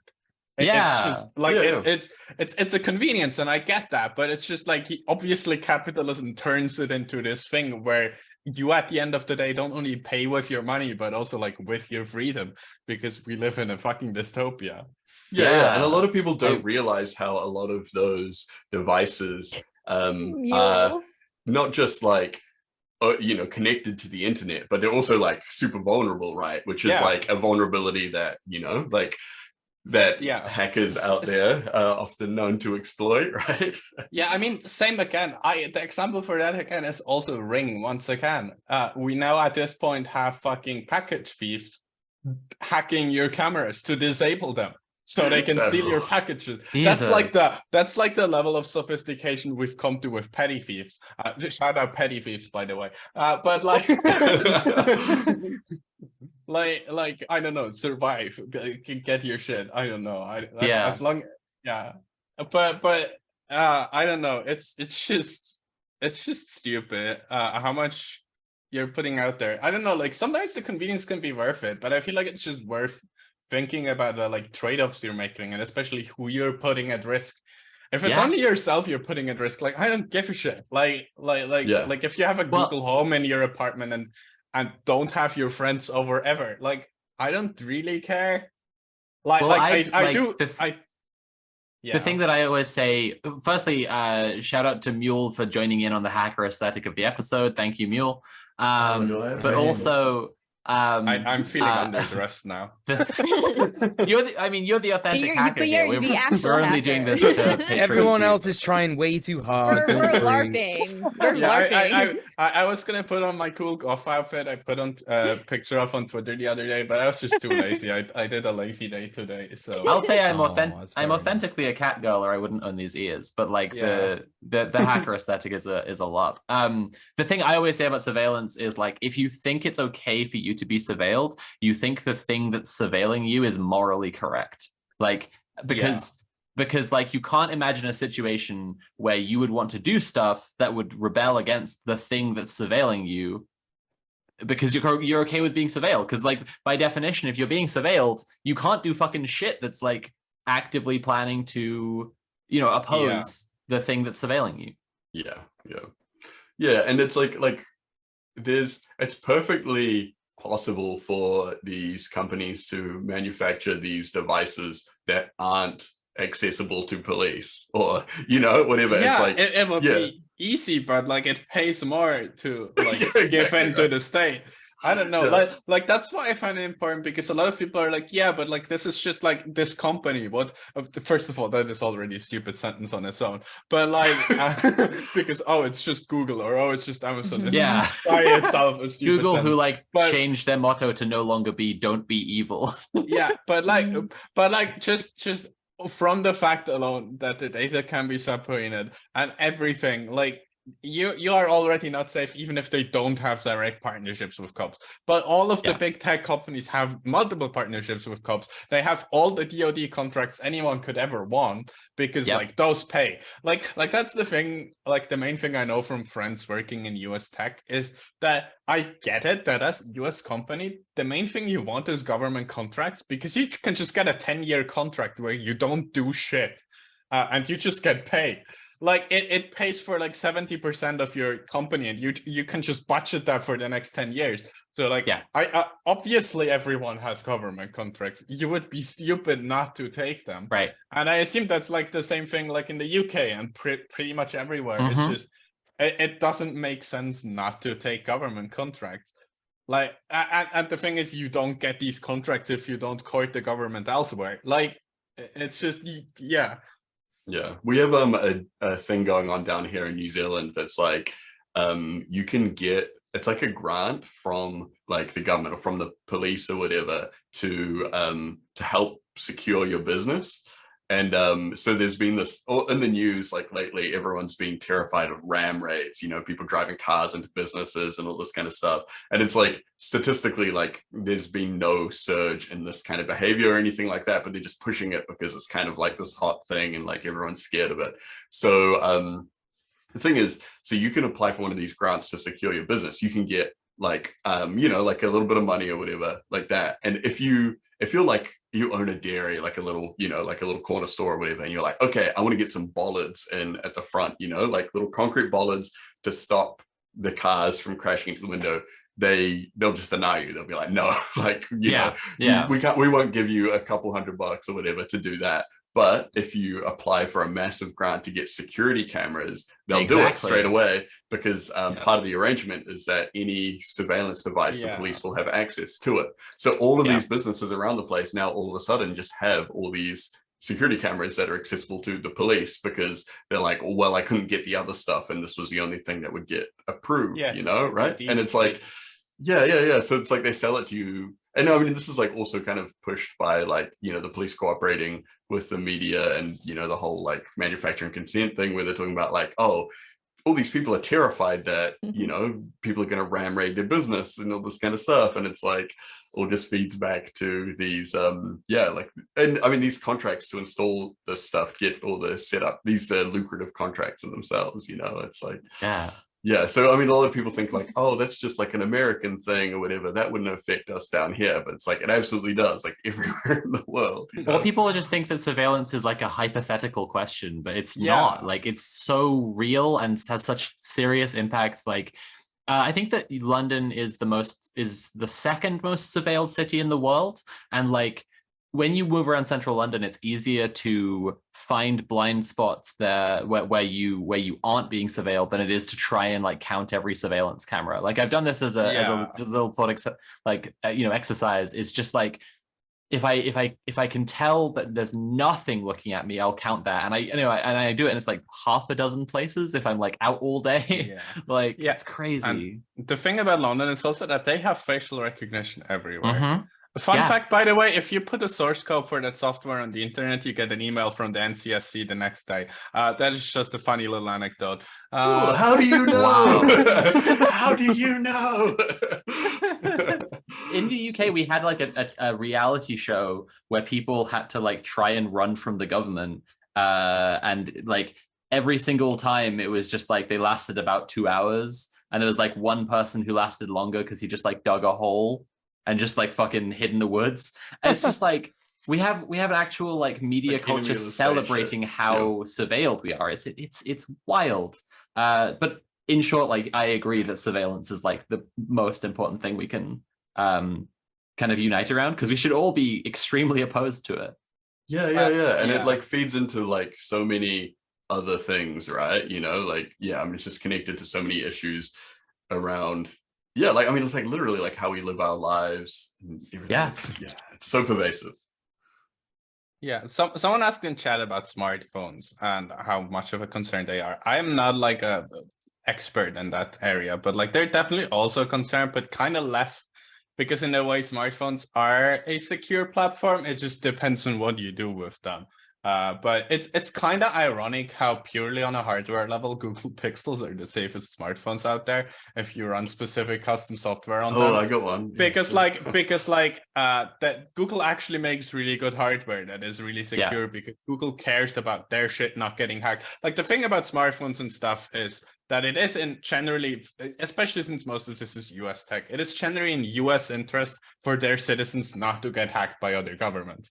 So the thing I always say about stuff like smartphones is that, I don't know, it depends on who your enemy is. If you have beef with the US, we've all got beef with the US. If you have beef with China, you are probably fine with a US smartphone. If you have beef with the US, you're probably fine with your Huawei phone. It's just like, it's a balance act. I feel like that is often like that is. I always get a question. So is using Huawei phones in Europe bad? And I just come to the conclusion, I mean, I wouldn't support them. They're a shitty company. They're a mega tech corporation like any other. But you are not going to be less secure using that than something else, like, inherently. It's just your adversaries change. I think that, I feel like that's something people often forget when they're threat modeling, is especially with tech, is like, it kind of depends who manufactures what you use. And I'm not saying, oh, you're secure just because you use the Chinese tech, because it's not, they have the backdoors, and not like your European or US government. It's just like a thought experiment I like making, because obviously Huawei isn't going to give NSA their like keys or whatever. So I mean, I think the bigger thing with smartphones is Mark Fisher's incredibly like old man yells at cloud take. That's like that like, we let our entire communication be mediated by capital. Like, we have to have a product that like is how we just talk to each other, but like we can just we could just talk to each other, but like we let everything be these like this product with like manufactured obsolescence, and like it's its own gotta thing. revert to the tone. It's a pervasive fucking mode. Yeah, we got we got to go back cup to and string gang. Yeah, but yeah, it is exactly like the fear mongering around TikTok. Like TikTok collects a shit ton of data, but from all I have seen, from all I have analyzed, and I have decompiled TikTok, I have decompiled other apps. They do not collect more data than Facebook. They collect the exact same data. They have the same kinds of recommender algorithms. It's just the format that makes it seem spookier because it's short videos, so you very quickly see the things it recommends to you. The YouTube algorithm does about the same well enough job, but on TikTok, if you see something that doesn't interest you, it's like 2 seconds and you already forgot that it showed you something you don't care about. On YouTube, it's like a 10-minute video and you're like, what the fuck are you showing me this for? But like, at the end of the day, like TikTok isn't evil. I mean, they are, but like they're not more evil than like Facebook or like most Twitter manufactured like outrages about Chinese companies. Exactly. It's like they're the same as US companies. They do the exact same shit. They're just doing it for a different government. Like, and everything so that feels kind of weird about TikTok and like user experience wise, it's just because it comes from a different culture where people have different like user experience expectations. So I want to quickly say to the chat, we will have a Q&A section at the end, and we will log any questions you ask throughout for Maya to do Q&A at the end. So you don't need to, you can ask them now, but we'll log them and we'll read them out to her at the end. That is good to know for me as well. Okay. But Maya, if you see a question that you like really want to answer, feel free. This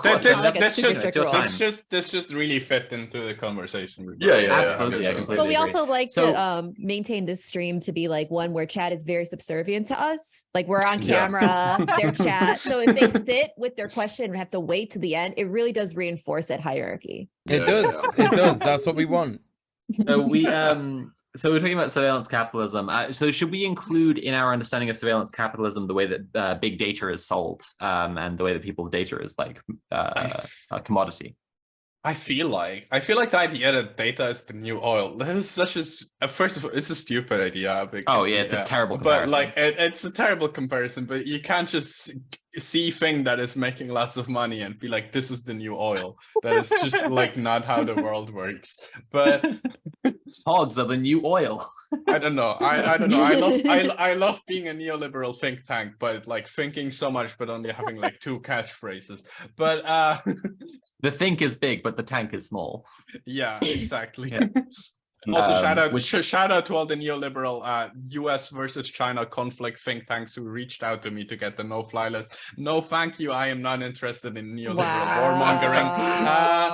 What? What? Wow. But yeah, I feel like big data does also kind of fall into the same idea of just data being like the whole idea of big data being like the thing and paying off. First of all, it isn't even real. Like people are just using up storage, and that's costing a lot of money. Like, of course, a lot of data like is worth a lot, but I feel like just the idea of big data being this big new thing is also just resulting in companies collecting lots of data they would never even consider collecting ever before, just because they're like, this will be like worth a lot of money in like 2 years or whatever. And so there, and that's then obviously shit. The U.S. government or any other government can just knock on their door. I always use the U.S. government as an example because they're the world police, and So I thought we could have a bit of a discussion about the politics of the internet and online spaces, because it's a big topic of interest for me, and a lot of the time the like discourses on social media are considered to be like where the politics is happening. Like people are arguing on Twitter, and I don't think that's where the politics is happening. No. I think that like firstly, there's the offline left, infinitely more politics happening there than anywhere else. Then there's like stuff that you're doing, for example, right? Like hacktivism and leaktivism is like a lot more of a real politics of the internet than than just like arguing on social media. For example, like the idea of the internet as the commons that we're currently experiencing, like an enclosure of those commons, right? Because more and more like it's just a few big companies that own everything. I already find the idea of the internet being a commons in any place in the last like almost 20 years really funny to me, because it takes you like 5 minutes of looking into how the internet works, into how things are structured, to realize that you are using a US service. Yes, absolutely. You are using something that is controlled by the US. Basically all domain names and all IPs are controlled by two NGOs that are owned by the US government. Yeah. Just like GPS belongs to the US Army. Yeah, exactly. But which is just interesting to me already is that this whole decentralized system, all the like few control, they're all always consortiums, like it's always like various stakeholders, but they're all suspiciously based out of the US and partially owned by the US government. I'm not even going to bring up the stupid point of the internet was invented by DARPA, because that is not even worth discussing anymore, because it has like gone far beyond that. But that is always my favorite counter argument when I bring up about how like Boston Dynamics is bad, is when people are, well, the internet was also funded by DARPA, so do you think the internet is bad? And yes, I think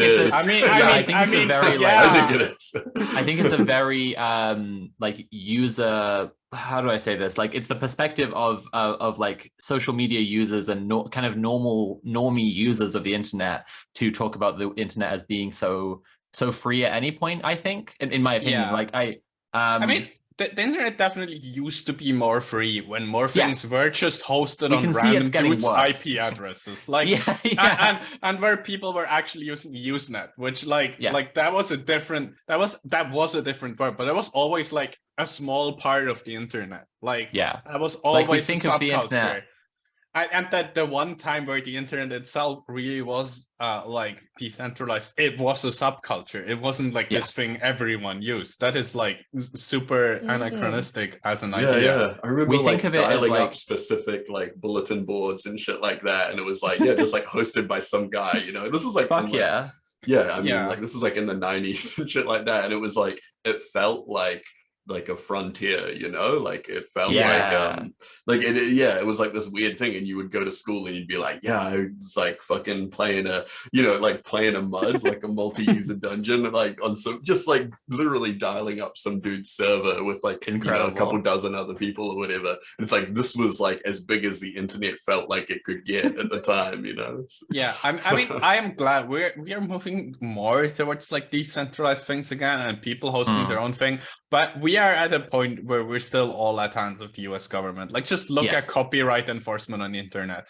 Yeah, if absolutely. You can host something on a Russian server that does not pertain to the US at all, and if they think that you are breaking US copyright law, they will be sending you a shit ton of legal emails. They do not care whether you are American, whether you are hosting shit in the US. If they don't like what you do and you are on the internet, the US will take care of it. This is also illustrated very well in my indictment, where the US very explicitly says no borders, no nations, which is very cool of them. But if it were to apply to everyone, but they mean one nation, you know.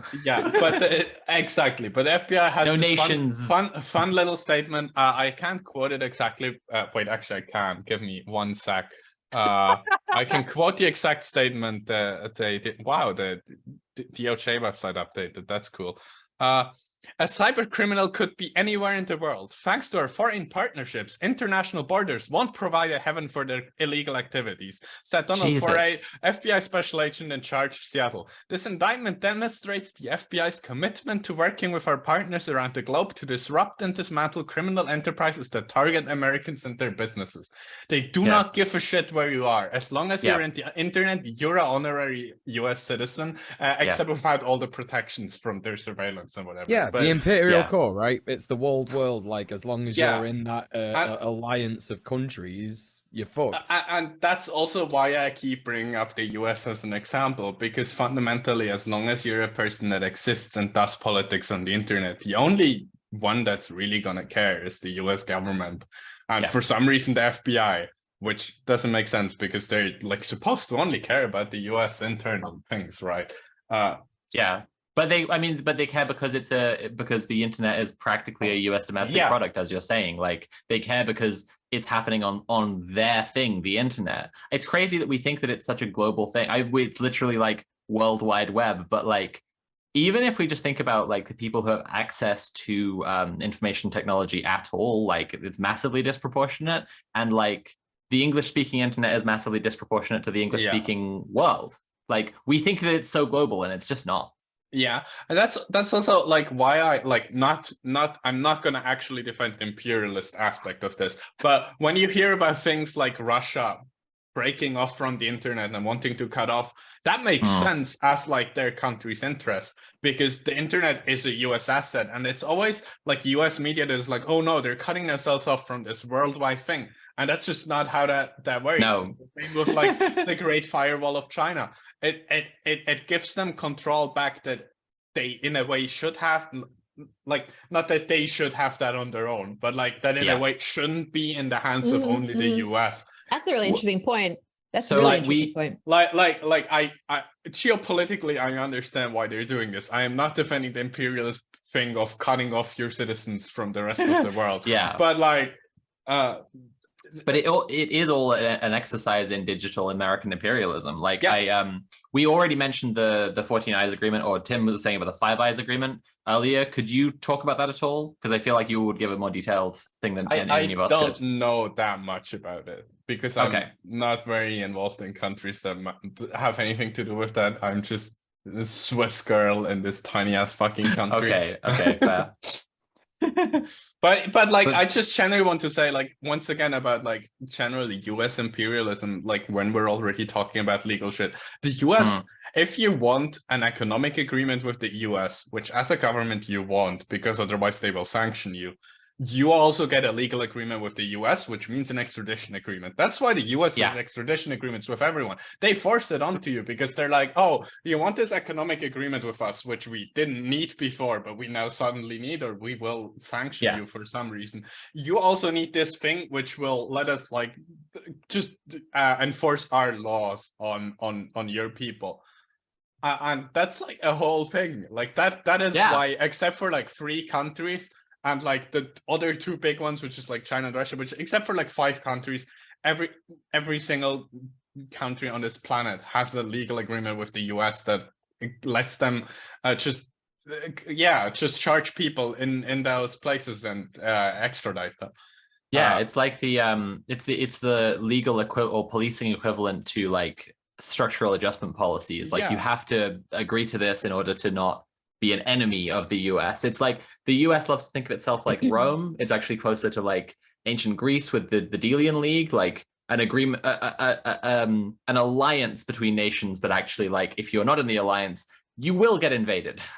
It literally is that. Like, if you don't get a like, and that then also explains why countries cut themselves off, because you get cut off by the US. It's not really your choice whether like you want to get sanctioned or not. If you don't want US law to be enforceable on your territory, you are going to get sanctioned. That is how the world works. And like that's the funny thing. Like what I'm not going to say a lot about this because it pertains like my legal situation and I can't say a lot about this. But what I've heard from various comment sections where people who used to work for the Swiss DOJ have talked about it is that they don't expect much to come from my case because the US doesn't do shit whenever Switzerland asks for something, but immediately expect Switzerland to do everything because it's a mutual legal agreement. At the end of the day, US gives you this thing of like, well, you can also have a little bit of something. But like, obviously they're like the bigger ones, so whatever they say goes. But Switzerland has a policy that they won't extradite someone without their own permission, right? Like the person has to be citizens. Like, if you're not a citizen, they will extradite you immediately unless you have like really good reason, or they would get bad image problems. The thing with Switzerland is anything that is bad for their image is either against the law or they will just pretend it is. That is how our government operates because we're like a small country that is entirely dependent on everyone thinking we're the good guys, but actually we're like living in a surveillance hell state. But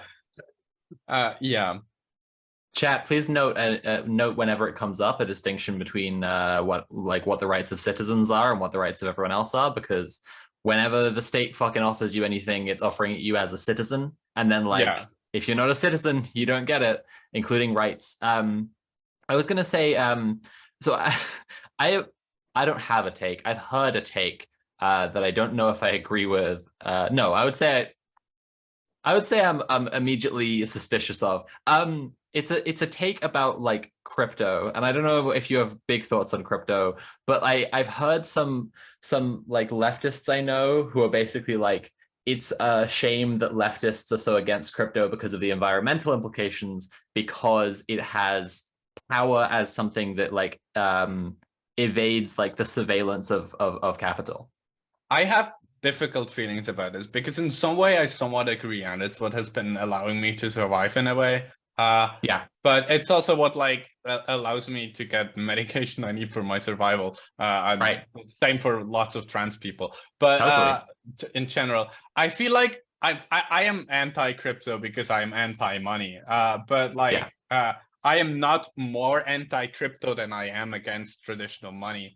Because that doesn't make sense. Because like I feel like at the end of the day, a lot of the focus of the left being put onto hating this thing that isn't very relevant in the grand scheme of things, instead of thinking about fiscal policy in general, it's just kind of distracting from this whole issue of things in general. Like I'm obviously like have a problem with the whole environmental impact, and I don't give a shit about your shitcoin, and I will not like come onto your podcast about NFTs. But like, but I'm not trying to make you a hero of the crypto sphere here. No, I get that, but at the end of the day, I feel like there's bigger monetary issues we should focus on rather than feeding at the end of the day thing that is beneficial to like national banks and like the thing. I feel like it's a very nuanced issue, and I'm trying to give you my complicated and nuanced take of it makes sense for some mutual aid, especially to countries that are sanctioned by most of the West, and it makes sense for mutual aid to people who are under investigation. It makes sense for things like that. But obviously, like it's at the end of the day still like a capitalist bullshit idea. But that is fundamentally because it's a like monetary system, and not because it's like a lot of people start focusing on, oh, this is a capitalist scam because like some people do this like as a joke and to make money immediately, when that's the same thing that is like with money in general. And the problem with it being capitalist is just that it is money. Like and I've said before, I think that like crypto is speed running capitalism and its economic decline. Like it's completely, and I mean, like you're saying, the issues with crypto are mostly the issues with capital, but with this added environmental burden of mining. Yeah. And the idea that it's somehow not doing those things. It keeps advertising that it's like so not that. It's so not that. You need to invest because it's so not the thing that it totally is, you know. That is obviously bullshit, but like it does give like for certain things more privacy if you use like okay things. I will not be advertising any type of any crypto on here, so I will not be giving you any names of anything. But I feel like sometimes I almost feel like talking about only the environmental impact of crypto is just like a weird psyop from banks. This is an absolutely insane conspiracy theory. I have to take this to I love absolutely insane conspiracy theories. But like instead of talking about how this is bad for being capitalist, we as leftists are talking about this because it's bad for the environment and nothing else. And any other take that you bring up is kind of shut down with, but this is bad for the environment, which isn't true of everything. Not to defend crypto, but that is objectively not true of all crypto. So that is not a take that works, which you can already see with everything swapping to even like to proof of stake, which is inherently more capitalist because you need money to get the money. Like which to as a leftist be like, this is only bad because of the environmental impact. It's just you are giving up so much of like a good argument you could be making about fiscal systems. I just find it sad that instead of debating money in general and adding on top that this is even worse because of the impact it has on other things, we are just debating it as if that's like the only issue ever. So Oh, you yeah, would that makes sense. basically while we're not advertising Red Planet Coin, the new leftist cryptocurrency, you would agree with the kind of the basic part of the take, which is like people can use this to do leftist things, and we can all be aiming for the abolition of money. But like in the short term, you could use this to like get some stuff done. Yeah, like I'm not gonna advocate for it, but it has helped me through shit, and it has helped me access things I otherwise couldn't, and it has helped me survive fundamentally and be able to pay my rent. And at the end of the day, that means something, and anyone trying to shut that down with arguments about how I'm now being bad for wanting to survive is fundamentally not like, I don't know. No, I feel like it's just a way more nuanced issue that people make it out to be, which is so true of like everything ever. But yeah.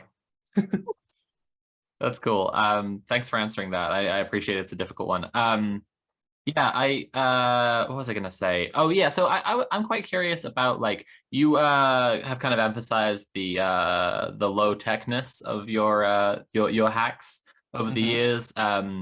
And I was curious about like people who are kind of interested in hacking, like what kind of I guess some of the, I appreciate that there are legal issues about what you can discuss, but I'm curious about like people who are curious about hacking. They kind of are curious about the scene.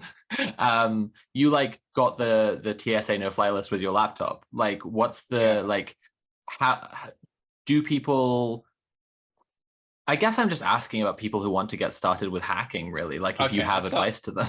I get this question a lot, and at the end of the day, my answer, partially because of how I learn stuff, partially just because of what I can really say, is that just stay curious and keep digging into things. And if you're curious how something works, just try to figure it out. Like stay persistent and stay curious. That is honestly the best advice I can give, and that's just generally true of like anything you might want to learn. But I feel like curiosity is especially important with things like hacking, and also being persistent, because you're not going to find anything for the longest time. But yeah, absolutely. Sorry, that was a great answer, and it knocked my next question out of my head. Does anyone else have a question for Maya? I think of that little meme of like the guy digging the diamonds, and then it's like he turns around just before the diamonds. It's literally me in Minecraft every day. 90% of gambling addicts quit before they hit big.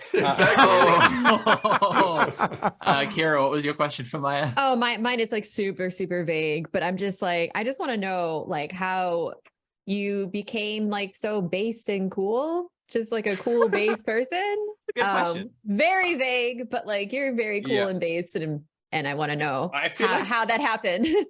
I feel like a lot of that is also just like curiosity about the world and realizing how fucked up everything is. And I don't know, I feel like being queer helps a lot with radicalization in like any way that you could go in, because like the world fucking hates you. And yeah. This is something that I said I'm writing in my next video, which is basically like, I think a lot of people don't understand that when you're marginalized in some way, you get very, very aware very, very quickly about the massive things, not just like the you know, the baseline systemic oppression, but also like the huge things, like the big questions and stuff. Like, for example, why are we here? Like, what's going on? And, you know, we sort of see I think that's why, like, I know a lot of people who've become very nihilist, you know, as a result of that. And I think that you can either become nihilist bad or nihilist good, which is like, okay, nothing means anything. We're all going to die. Everything's shit. We might as well do something about it, or might as well do nothing about it. And I think that's something that's really a lot more prescient for queer people. It's standpoint epistemology. I think Hacker Mule makes a really good points. I feel like what also like got me to the point where I'm at now is just repression. Like, I don't know. I that's the funniest thing about like repression, state repression, especially international state repression, even more so, as there's almost no way for that to not radicalize you. Like, I don't Yeah. know, like if you do your thing and have fun, and the state comes and beats you up for it, are you gonna stop doing that thing, or are you gonna get angry at the state? Yeah, like this is. I was telling you in DMs about that, like helicopter, like police helicopter following me to my house, and that was literally when I was like, okay, I'm gonna read more about surveillance because this is not okay. yeah, because I don't know, like it's fucked up, and it makes you realize that no, like the thing I'm doing and the thing that I'm fighting for is apparently considered bad. But that makes you think, and then you realize, wait, no, I'm doing something good. I am fighting for something good. So I think the other thing might be the bad thing. Like the government, I feel like the government might be the problem, not me. Yeah. And that's when you decided to hack the planet. Yeah. Very base. Hack the planet. As an American, I would say as an American, it really does drive me up the wall how like I would hope that people would have that reaction to like the obviously over the top fascist state we have here, but it's sometimes lacking. So it's nice to see when it does radicalize people, because sometimes I lose my shit here, you know. I feel like you can also just get very normalized to it if it like keeps happening. I feel like you can also just be like, look, this is shit, but this is just how things are. Yeah, we just live in shit, and it's not that bad because it's always shit. Like what Moel said, with like you either turn nihilist good or nihilist bad, and one of you is just giving up and accepting that this is how the world is, I guess. There are two wolves inside of you and their boyfriends. Yeah. One's not as good, one's not as bad. One's gay, the other gay. Yeah. No, that hypernormalization is, I think it's like pervasive. Yeah, I mean, in so many different ways, whether it's like security culture or, you know, like, I mean, all kinds of stuff. I feel like that's how you often end up with like the very European take of cops are bad in the US, but good here. Which that is such a take of like obviously a very bad take. I don't think we have to talk about that, but I feel like that is just like the result of people just seeing that thing from the outside and like realizing that that's bad. But while pretty much the same shit is happening here, it's like this is just everyday life, right? So it's their way of normal, like reducing cognitive dissonance, right? Yeah. Like it's happening over there. It couldn't be that the guys we have over here are the exact same fucking guys. Yeah. I'm making my bell ring too much because I'm getting too passionate. Hang on. Yeah, and then you get to the next level thing where you have like US libs hearing Europeans say the cops in Europe are good, and they're like, that means only our cops are bad, and we need to copy this from Europe or whatever. We're at that point we're like so many levels deep and like weird propaganda that and when and when all else fails, you just point to Saudi Arabia and be like, look how bad that is though. So it's actually great here. Yeah, like what I often bring up when we talk about things like that and like how normalized shit is, like I said earlier, and especially like things like manufactured consent, then I always like to bring up Switzerland and our direct democracy, our big old friend of manufactured consent. And I like to bring up, I like the other day was talking to friends, and I for a while kept calling Switzerland like the US of Europe, and we took that to the next level, and we have now decided that Switzerland is the Florida of Germany. Because we have this weird like hyper patriotism, like similar to the US, and we have like this whole like Swiss exceptionalism where it's always like, no, but like we have it good here and you need to be glad, like all the way very far into the left where you have people being like, no, patriotism isn't bad because we have it good here, and it makes me so fucking angry.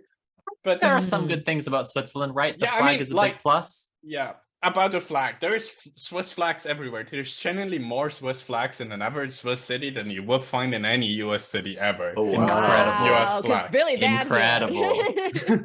Yeah, but like that's how normalized like feeling good about Switzerland is. But then we get to the next thing where like we have this whole thing called half direct democracy, where we vote on basically everything and you can make your own like referendums and shit. Similar to other places, except you do it about like everything.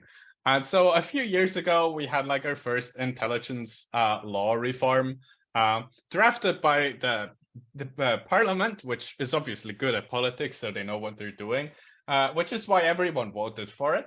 That was like the first time the UN Human Rights Council was being like, lol, Switzerland, you're about to do like some human rights violation law. And then like 2 years ago, we now voted for yet another intelligence law, which is like the policing something like, I forgot what it's called in English. It's where basically we have now given the federal police the permission to starting from people at age 12 to predictively assume that they are going to do terrorism in the future. Oh, free crime! The minority report thing, but the bad thing. Give them funny things such as house arrest without warrant. For the record, all of this is warrantless. This is just the federal police on their own doing terrorism prevention, where someone who has never committed a crime starting at the age of 12 can get like having to do weekly meetings with like cops. Where they have to give to them clear explanations of everything they and their friends have been up to, where you get house arrest. And obviously to make this all possible, we have approved more surveillance of the Swiss people. So basically, we literally have some of like the worst surveillance laws of like citizens in the world, and no one is protesting it because we voted for it, so it's good.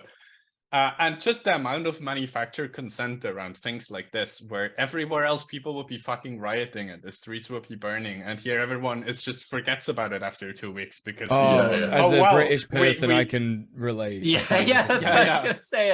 Yeah, but like it's just so crazy how like Switzerland, this very good neutral country, everyone knows as this good place, and whenever someone says, well, you live in Switzerland, it's good there, I have to be like, yeah, like there's significantly worse places I could be stuck in, but please consider the fact that we have a very carefully built image that is upheld by so many layers of manufactured consent through public voting, where people just don't know what they're voting about, because you obviously have right-wing propaganda, and then you have to think of, well, the parliament drafted this and they do this for a job, so they know what they're doing, right?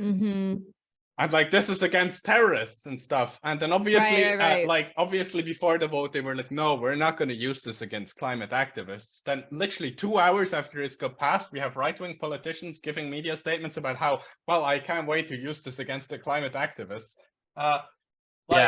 As far as I know, there has been no instance yet of this law being used. I think they're just being careful so people forget about it. But I can pretty much assume that I am now on some anti-terrorism list in Switzerland and getting extra levels of surveillance, because what they count as, because also the terrorism definition in this law is planning to give people fear and shock.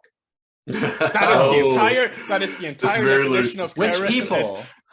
Giving citizens fear and shock. That is really the entire... No horror movies in Switzerland. Like, that's the entire terrorism definition. That is obviously very, very broad. Jesus, and that is used so... for pretty much ridiculous. everything. That reminds me of like, that British legislation. While the law then. was, it's pretty much sorry. like the British legislation, except you don't even have to be reported because they get to do the surveillance themselves. Like, it's fairly similar to the prevent measures. Is that what you mean? Yeah, it's fairly similar to like prevent. No, I think Kira was talking about like the anti-protest laws, where they're if you're carrying something that could be used to lock on, then it's illegal protest. We also have fun protest laws here, where more and more cities are getting fun police laws, where if any crime happens during a protest, the organizers have to pay for it. And we have like anti-masking laws. So yeah, except during COVID, where they changed the text you have to read out before like and the thing is, like, because any crime goes against the organizers, you basically have to get a permit or you're already going to get fined like massive amounts. People in chat are now shouting out hi to the Swiss surveillance people who are watching the stream. So hello to the Swiss surveillance people. But yeah, it's just kind of fucked. Like, considering we're this small country, everyone has this good view of us being super neutral. Yeah, which is wild. But I think that neutrality is also kind of like that is a smoke screen. For the it's like a subservience to capital, right? It's like this kind of thing where it's like, oh, they're neutral, but only as so far as like, you know, they can like kind of it's neoliberal consensus politics. I find it funny how Switzerland prides itself in its neutrality when that was just like decided by the UN because we needed a buffer zone in the middle of Europe. Like that is literally the only reason Switzerland is neutral. It's because the UN said you are not allowed to do war. And that's pretty much it. But we obviously have a really big military that just spent 6 billion on getting new fighter jets, which we definitely need. According to right-wing politicians, it's very important to get these fighter jets because they have sensors, so we can use them for cyber warfare. Oh my god! That is an actual quote of. How are you using a fighter jet for cyber war? What the fuck they are have, you talking they, about? they have Well, what sensors. they mean by that, Sophie. They have sensors and computers in these fighter jets. So, Oh my god! which I'm assuming someone told them a negative example of how these are so computerized, so you could hack them, and they were like, "Oh, these have computers, so we can use them for hacking, right?" Wow. Pretty soon, there's like a trans cat girl in the Swiss army hacking while she flies the plane. Yeah. That also I wanted to say, neutrality. like, Yeah, thing and we're I mean, talking about we is, also like- still have conscription. Like that is. the Oh, other part. Jesus. Switzerland has conscription, and if you are not able to serve, you have to pay replacement fees, which I only got freed from because I changed my gender marker. Until then, I would have had to for 20 years pay 3% of my yearly income directly to the Swiss military. It's not like taxes, Wow. or anything, Jesus. but you directly give money into the military budget. Like, Oh my god! wild. Switzerland is a nightmare. I'm learning. I think what you're saying about this like half direct democracy, it just strikes me as like neoliberal consensus politics through and through, that like neoliberal governments get to set what the conversation is, and they get to set what the limits are, both in like, we're saying there's this much budget, but also like the limits of the conversation itself, and then they invite everyone to the conversation, and it's all a mechanism of manufacturing consent, because we all got to have a conversation about it, right? Tim, I'm sorry, what were you going to say? Oh, I was just going to say that neutrality is kind of like, like it's like, oh yeah, we're neutral, we're friends with everyone, like including like, Switzerland is quite famous for laundering. This is going back to like, like Nazi gold. The Nazi gold is still under our fucking federal government, but yeah, exactly.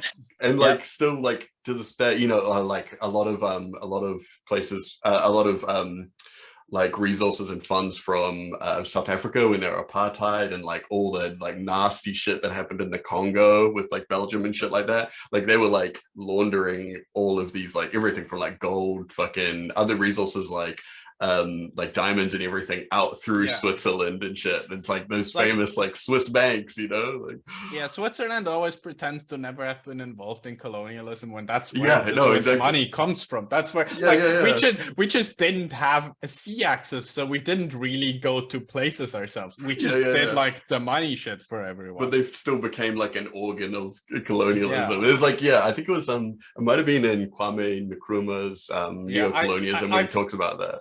I feel like the like most illustrating story about what neutrality really is the one from like World War II, where there was a fight at like the front between Germany and France, somewhere close to the Swiss border, and Switzerland was like, "This shit is too loud. Can you please move the front away from our border?" And they had to move the fucking war because Switzerland was annoyed at how loud it was, and that is like, I don't know. Yeah. They would have both been like, "Oh shit, we got a lot of financial interests tied up in Switzerland, so we should probably do this." like Switzerland actively was one of the first countries to have intel on the fucking concentration camps, and they decided not to share this intel with anyone. Yeah. While still turning down all Jews at the border and claiming that they are not at risk in Germany. Cool, extremely cool. So that's neutrality, everyone. That is neutrality. Neutrality is a weapon of the state. Yes. Yeah, that's it. Like weaponized neutrality, like choosing when you're neutral. Switzerland just uses neutrality, the seemingly neutral thing, as to make money from all sides. That is why Switzerland is one of the like countries with like the highest standards of living, is because we have a shit ton of money from profiting from literally every conflict ever. Right. Like Swiss weapons show up everywhere. Like yeah.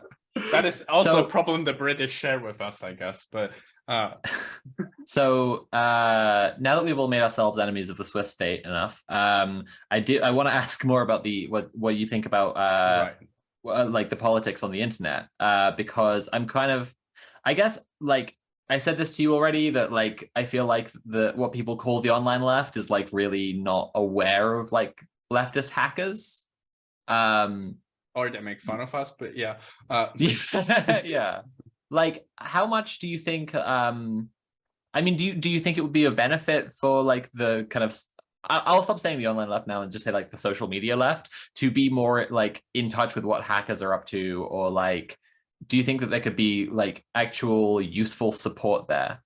I feel like that's a different question that like is mostly about OPSEC at the end of the day. That's what we talked about Yeah, I get DMs that. at the end of the day as well.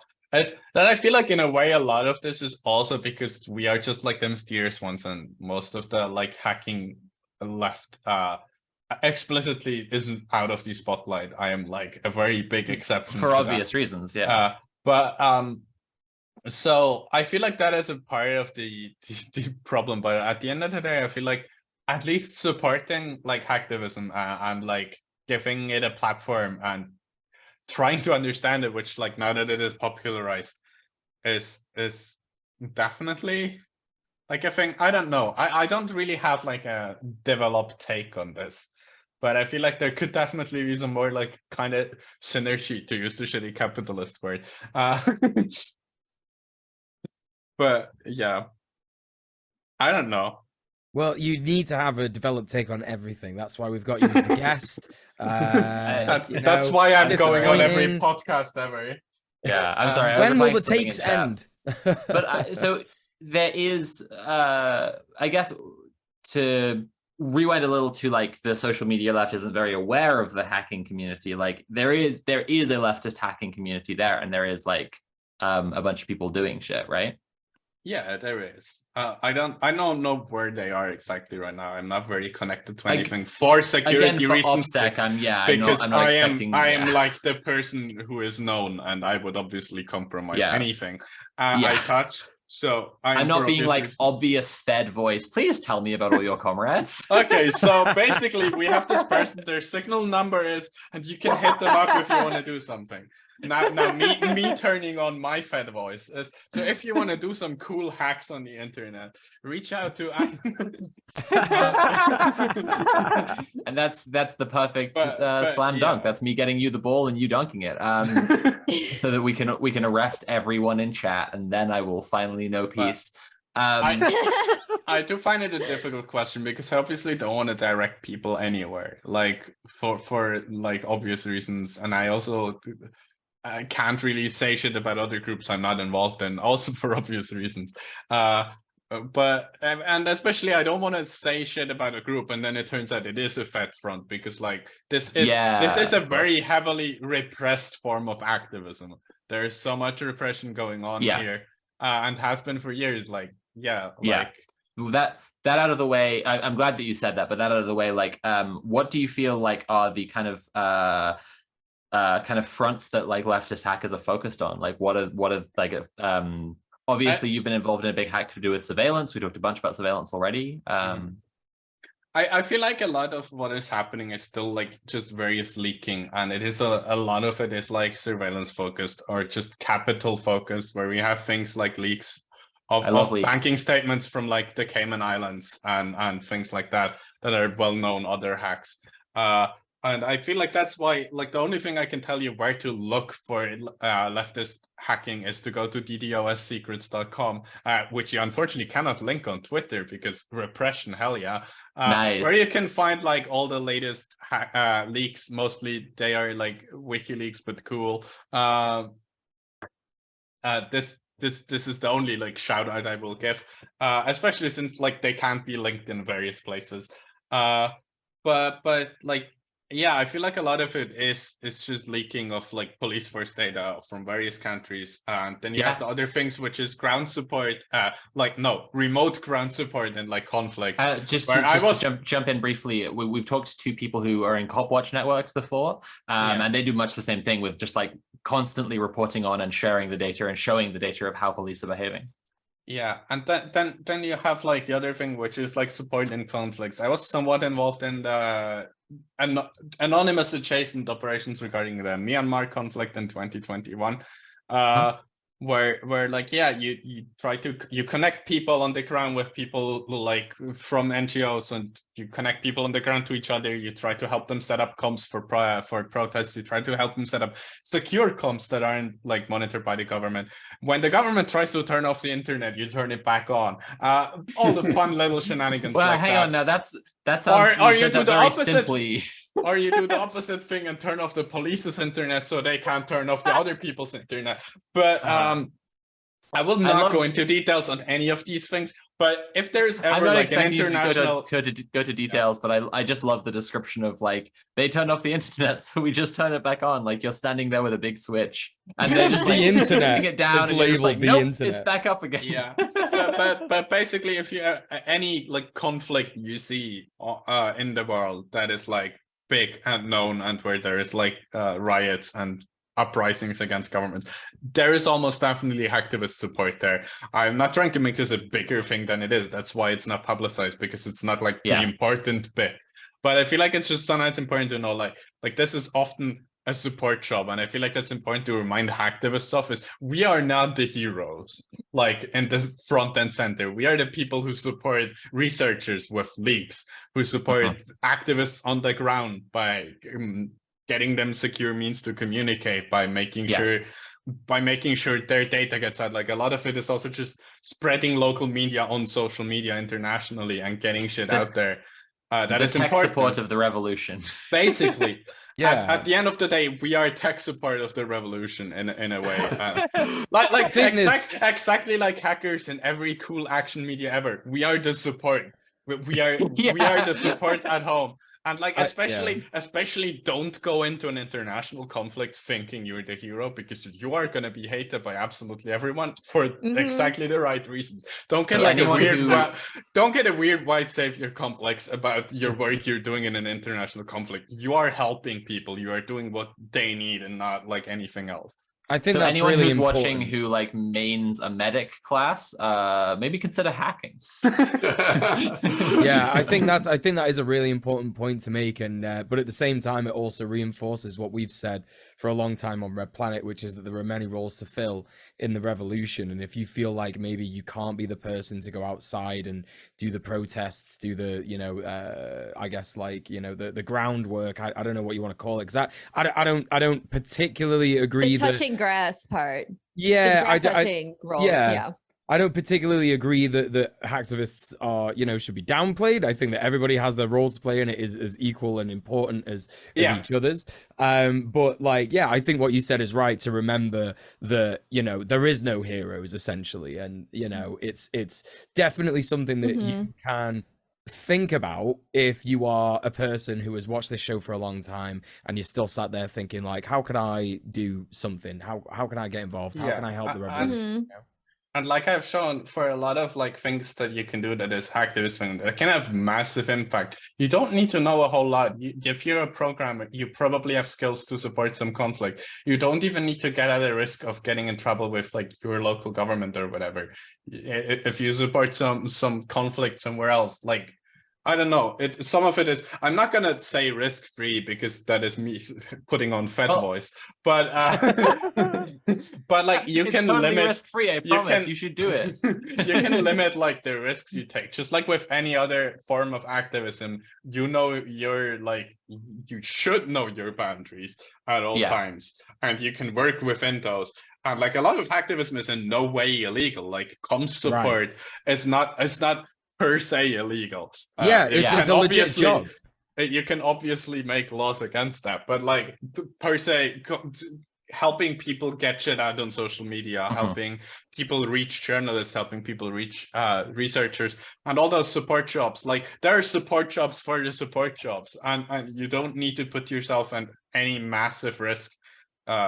Besides having an ideology, which you probably already do if you're listening to this. And I think it's also, sorry, so just real quick, one thing to remember about like, hacking in general, like it's not even I guess it's stigmatized. It's very stigmatized in terms of the rhetoric that's used against hackers, specifically leftist hacktivists.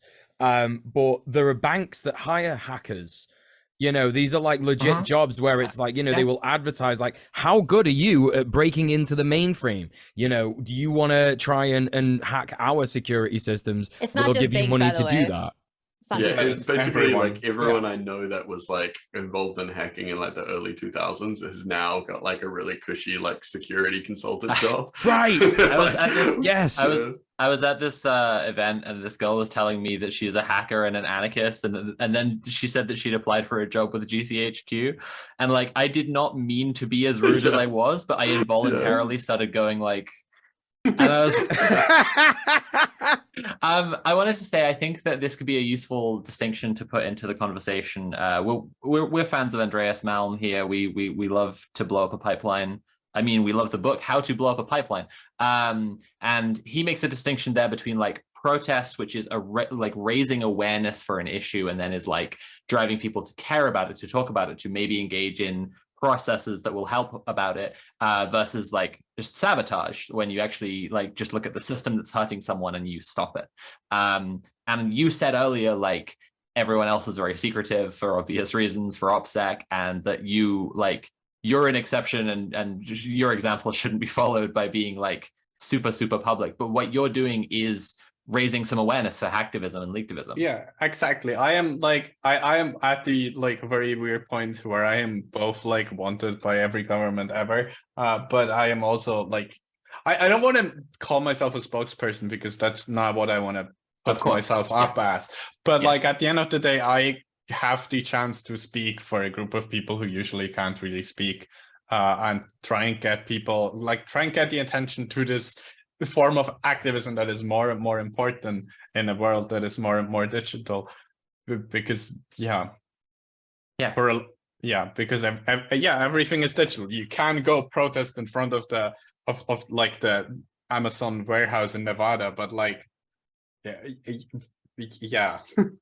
I think that it's really awesome that it's like, I think more and more people are just understanding from, you know, your situation, that this is just like something you can do. It's just it's something that you could do. Obviously we don't, you know, condone the committing of crimes here on Red Planet, but in terms of like the other stuff like that you said in terms of like you know, what more you like could do is Maya crimew. Right, exactly. You know, the more like things you can do is like support for activists on the ground, things that you can do to make sure that people are getting the right information that they need, or making sure that they're secure in terms of their own, I guess, encryption stuff. I don't know. Again, I'm just of course, saying. if you advocate for people to do crimes, we can't stop you, but that is the opinion of our guest and not the opinion of the show. Right, exactly. Yeah, and I think I guess like a question to ask you before I ask the question I've been waiting to ask you, which we'll find out in a minute, is like where do you see it going, like how, like in terms of progression? I mean, it's okay if you don't know. I'm just curious because I'm so far removed from your world that it'd be really interesting to hear like an insight on like where you see hacktivism going, and like, you know, the sort of speed with the trajectory it's picked up.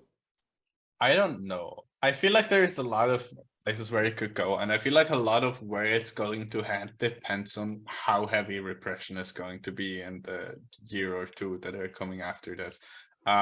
Because like, once again, a question I can only half say what I want to, but like the US did try to make an example out of me already.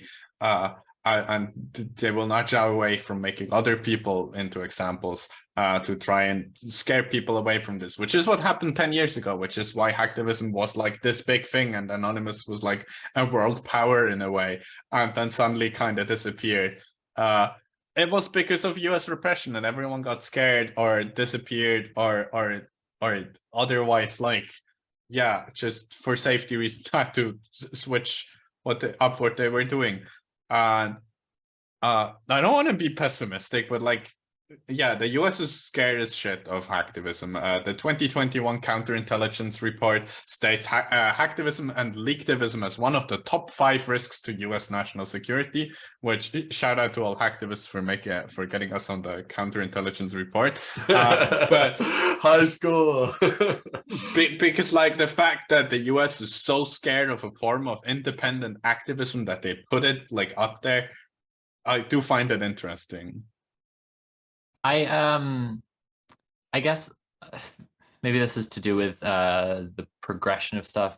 Well, when you're saying about like the US wanting to make an example of you and wanting to make an example of others, is that something that we could engage the social media left again could engage with to in order to try and protect people, like to try and protect the community more broadly, like making an example of us stopping it from happening? I feel like it's just always important to help and protect people's images, because like what at the end of the day, any U.S. Department of Justice press release is an attempt at slandering someone's image. Yes. And we can just not make that happen. Like I did my best when I got indicted with my own comms, which is that the moment I got raided, I reached out to Bloomberg and was like, lol, I got raided in the name of the FBI. So I controlled the narrative. And I feel like that is where the social media left comes into play, where you know how to do communications. You have a platform, you can support people, and you can especially support people because almost everyone who like gets in this situation needs to have a legal fund at the end of the day, because battling with the US is expensive. Yeah. And you have a link people could go to support your legal? I am fine with legal expenses for now, so I will not be giving any link, because I currently have like just about enough money to get by, and yeah. But yeah, I don't know, just support people and support people's images. Like, don't let the US slander people to make an example out of them.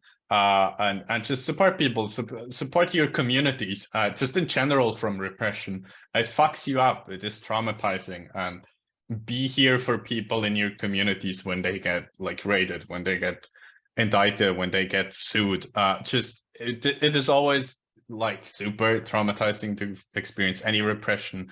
And I feel like that might not be obvious to the outside, but like I am also incredibly traumatized from what happened in 2021 at the end of the day, and I try to be lighthearted about it because that's my way of coping with it. But like, be there for your friends, no matter how lighthearted they seem about the fact that the FBI showed up at their door. They're probably not like that inside, and will be glad about having people around. Supporting your comrades emotionally is vital, and it's been like our most base thing we did this week. It's been featured for a few weeks now. Is just checking in on people and helping them out. Yeah, especially like it's scary that when you're confronted with like this big force coming down on you, it can be scary to talk about the fact that it's scaring you. It can feel defeatist to admit to the fact that this big force is actually big and scary.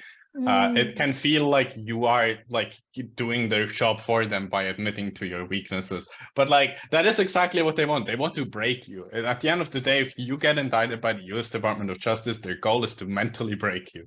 That's like half of their plan is you can do their job for them. Like you can just, yeah. I don't know. I feel like that's just important. There is so much mental health shit going on in all activist communities that people never talk about, because you are like, obviously it's an OPSEC risk to talk about you feeling bad because the government did something, because they can just do that again. But just like have community, be there for people. That they like, activism hurts at times, and this is wound up being a recurring theme when we talk to activists on the show that people just bring up again and again. And I think that it can never be stated enough. Like, the alternative to a hero culture and hero worship is not just not to have heroes, but it's to all support each other as human beings and like be there for one another and check in and make sure that people are doing okay, because there are no heroes, and like one thing about a hero is that they're invulnerable. And like, we're actually all just vulnerable human beings. Yeah, like that's I have been doing talks about this a lot for a while now, about like hacking and hacktivism and mental health and also drugs, because that is like a big thing in the community at the end of the day, is that you do not have anyone to trust with your shit. You, especially since it's all online, you have even less way of knowing if someone is a threat. And it very much conditions you into never talking about any of your feelings in any way. So you end up with this weird culture where everyone is both taking like fucking coke or whatever to get through their week and do a hack in one go, and then take benzos to never ever think about it ever again because it's scary. And you build up like, this is just the whole culture. I'm not saying like, oh, drugs bad. It's just like, the fact that we have to get to these coping methods because you don't have anyone to talk to anymore is, yeah, it takes a toll. It fucks you up. And I'm glad that is part of why I'm glad that I now am able to talk in a lot of places. That's a very privileged place for me to be as an activist, and as an activist of like this reach. And that's purely because I'm in Switzerland and happen to be a citizen here. And that's why I somewhat get to talk about this shit. But like trust me, since the no-fly list happened, I have panic attacks every single night currently. This takes a toll. I seem silly and stuff on the internet, but this is like, yeah. I think that's a really sorry to hear that. I think that's a really strong, like, incredibly awesome thing for you to say, because it shows that it's okay. You've just demonstrated that it's okay to feel these things. Like you say, it is, like, it can be so, like, again, that what we talked about earlier, you know, I guess like the curse of the you know, marginalized person is to see the world for what it is, and to sit there and sort of like despair at the fact that potentially none of us will ever have the true human experience, right? And it's okay to, like, you know, in that same like vein, look at that and express your rage and, you know, fear of capitalism, because it's a righteous thing to be scared about. And I think like suppressing that emotion, suppressing that response, it doesn't do us any favors just to sort of like quote unquote save face. I think it should be really like, you know, it should be made very clear to everybody, you know, especially like, you know, liberals who might be in this Weimar mindset of like, oh, whatever, we'll just go on with it, even though it seems weird, we won't question it because otherwise it shatters our ideology. You know, I think people should really be aware, like, just how real the emotions that activists feel are, and why it's mainly the state repression that is making them feel that way. So big respect. What I always bring up here is that, like, part of the reason I'm still here, if I'm allowed to just say it like that on this podcast, is because people like Aaron Swartz, having been broken by this, made me just out of spite keep going. Like, this could have broken me in 2021 if it didn't make me more angry than it made me sad. And that is just like the only reason I'm still going is in a way spite. And it's just like, I do not want to give them what they want. And also, yes, rest in peace, Aaron Swartz. You should have still been here. You have given us like half the good things of the internet. And what I also always add is, I totally get that Aaron Swartz didn't make it. Like, I feel that, and I didn't experience the same thing because I was still disconnected from the actually being in the US part. But this shit is scary. There is nothing quite like knowing that the biggest world power is somehow after you, and the paranoia that starts in you. And the worst part is that, like, usually when you like get a paranoia and you just have anxiety, you can be like, yeah, that's not very like rational as a fear. But when you're confronted with state repression, you're just like, yeah, but in a way, I can't just rationalize this away. There's no way for me to know what is going on. This is just big. It's just this big, overwhelming feeling of everything is too much. I have no control over this situation whatsoever, and what is happening with my life. Yeah, like I get that this breaks people, and the fact that makes me so angry at this is that's exactly the goal. That is the whole point of it. Then that is the whole point of like the long silence. Like, whenever the US like does any legal thing, they just indict you and then nothing. There's just this big silence where they let you like ruminate and think of like, wait, what are they doing? What are they up to? And that is a whole strategy of psychological warfare at the end of the day against like activist communities, because it doesn't only like destroy the person who's directly affected, but it scares everyone else away as well. And I get that this scares people away, and I get that not everyone can take this, and like, not that I can really take it either, but yeah. I'm glad that you brought up drugs as well. The Shafiq Mogg said in chat, when paranoia is a rational response to reality, like, the thing about, I don't know, like, the thing about people developing these dependencies is really like when you can't trust anyone because like you know you're being surveilled and you're on the internet and you can't, like, there's a thing that happens in like NA meetings where they'll be doing a meeting on Zoom and read the like the founding principles texts, and one of the lines is like, "You are not under any surveillance at any time," and it's like, you're on Zoom right now. What the fuck? Are you talking Yeah. Like, I'm not even gonna lie. Like, I am still coping with benzos through all this. Like, I am trying to keep things under control, but at the end of the day, I don't know what else to do because, like, yeah, You're fucking human. You're fucking human. Yeah. This is also like exactly what we were talking about at the start in the news, and then last week as well, with these the 20 of the Cop City protesters that have been arrested on terrorism charges, and how they are, you know, like a lot of them are awaiting court dates. They've had to pay like bail, you know, the ones that could afford bail. It's like huge amounts of money and all this kind of stuff. And it's like, even though a lot of the charges they know won't stick because, you know, they're misdemeanors and all this kind of stuff, but they're like, the point isn't to actually put you in jail. It's to fuck you up. It's to make you think twice about you never do it again. Yeah. And your friends, they'll be like, well, remember that time that, you know, so-and-so just was like, you know, camping at a, you know, protest spot or whatever like that, and now they're like deemed a terrorist for their entire life. And, you know, like they had to raise, you know, like 50,000, some of them it's like hundreds of thousands of dollars in bond, and it's like, that's, you know, that's that's the reality of it. Before we get into the questions, I'd say there's one or two that we won't ask just for, you know, like, you know, OPSEC reasons or whatever. And we'll go into a couple of things. I also did see someone asking about OPSEC in leftist spaces and stuff. Also, we did do an episode on that, like, this was a long time ago. Early last year. It is a really good one. So It was a really good one, I feel like I shouldn't be giving OPSEC advice. I am not qualified to give you OPSEC advice. That is the only OPSEC advice I will give you. Sweet. Not just because I am like a public figure and stuff. It's just, this is not my expertise and not my area. So I've been, as I said, a very patient peanut and listening to a lot of things that I don't understand in this stream. So I hope you are able to answer this question for me, Maya. How do choints figure into the revolution? What? Of course you're gonna. I knew you were gonna bring it up at some point after you said it in chat. What? Okay, so a joint is a cheese joint, which is a joint, but you roll it with cheese instead of paper. I was watching Maya's like Goop House crew stream the other day. Okay, so context for that. Originally, the joint was an intro in this one Discord server that bingle also comes from as a word. We have way too many in jokes. Yeah, and I just at one point was like, lol, I could actually roll one of these and that would be incredibly hilarious.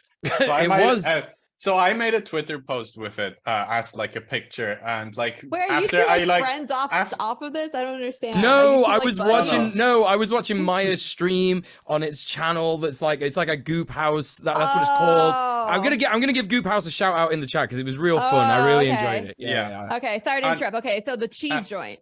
You roll a cheese joint. And then after like that after I like blew up the other week, I was like, damn, how I quote tweeted that post with the channel. I was like, damn, how has no one dicked this up yet and canceled me for my real crimes? After I like accidentally started like weird discourse and people have been trying to cancel me over the most bullshit label discourse. Oh yeah, no, I've heard that. So I brought that up, and then the other day I was on stream. We were like playing like party games for charity, pretty much. We were playing like checkbooks and stuff, and at some point someone randomly brings up that tweet in chat, and I was like, fuck. So yeah, basically I had to explain to that stream what that was, and someone was like, do that on stream. I was like, okay, if someone donates $50 to the charity, I'm doing it. And so, someone eventually did, so I had to do it on stream. We weren't sure if we were allowed to like show weed on stream or not, and we aren't like the channel owners, and we didn't want to get it suspended, so I only did a cigarette, which isn't even a stupider word. I love the cigarette so much. It was also yeah, Goop House is like doing the listening party right now. Go there after this stream. We should raid Goop House after this, Conrad. So was it like a square of cheese, like a slice? Yeah, like a cheese slice. Swiss cheese with holes in it. Then all your everything would fall out. And then did you light it? Yeah, she did light it. It was fucking funny as fuck. But the main problem was honestly that that the thing It melts. with not having a filter was just that I got all the tobacco in my mouth. And It that was just- fucking terrible. Oh my god! If you think it just works like a bong. tobacco-y, Yeah. So like like she just basically huffed cig smoke through like a tube of cheese. Like it was so Yeah. good. It was the best thing I've ever seen. So anyway, listen. Now we're on to the Question proper time. questions. So yeah, let's start by asking. Porcelain Giant in the chat says, "Are VPNs pretty much useless?" It kind of depends. Like conceptually, a VPN isn't a bad idea, but obviously capitalism stepped in at one point. It was like, what if we commercialize this and then also sold your data? So for like a lot of the big VPNs, first of all, they're not very secure. NordVPN has gotten hacked before. Also, fun fact, NordVPN has gotten in trouble with the UK advertising authorities before for false advertising, and you can bring it up in their Twitter comments under their ads and they will block you. Because they don't really like it when you tell them that they do false advertising, and the UK Advertising Commission agrees with that statement. But yeah, pretty much like all the commercial VPNs are kind of bad. If I had to recommend a VPN, I would recommend something like Mulvad or Nyala. Shout out Peter, ex-founder of the Pirate Bay, for running a privacy-focused VPN service now. These are not endorsements. This is just like what, based on like stated facts and what can be analyzed, are the most likely to be secure. They are not, this is not me saying these are the secure and the ultimate thing.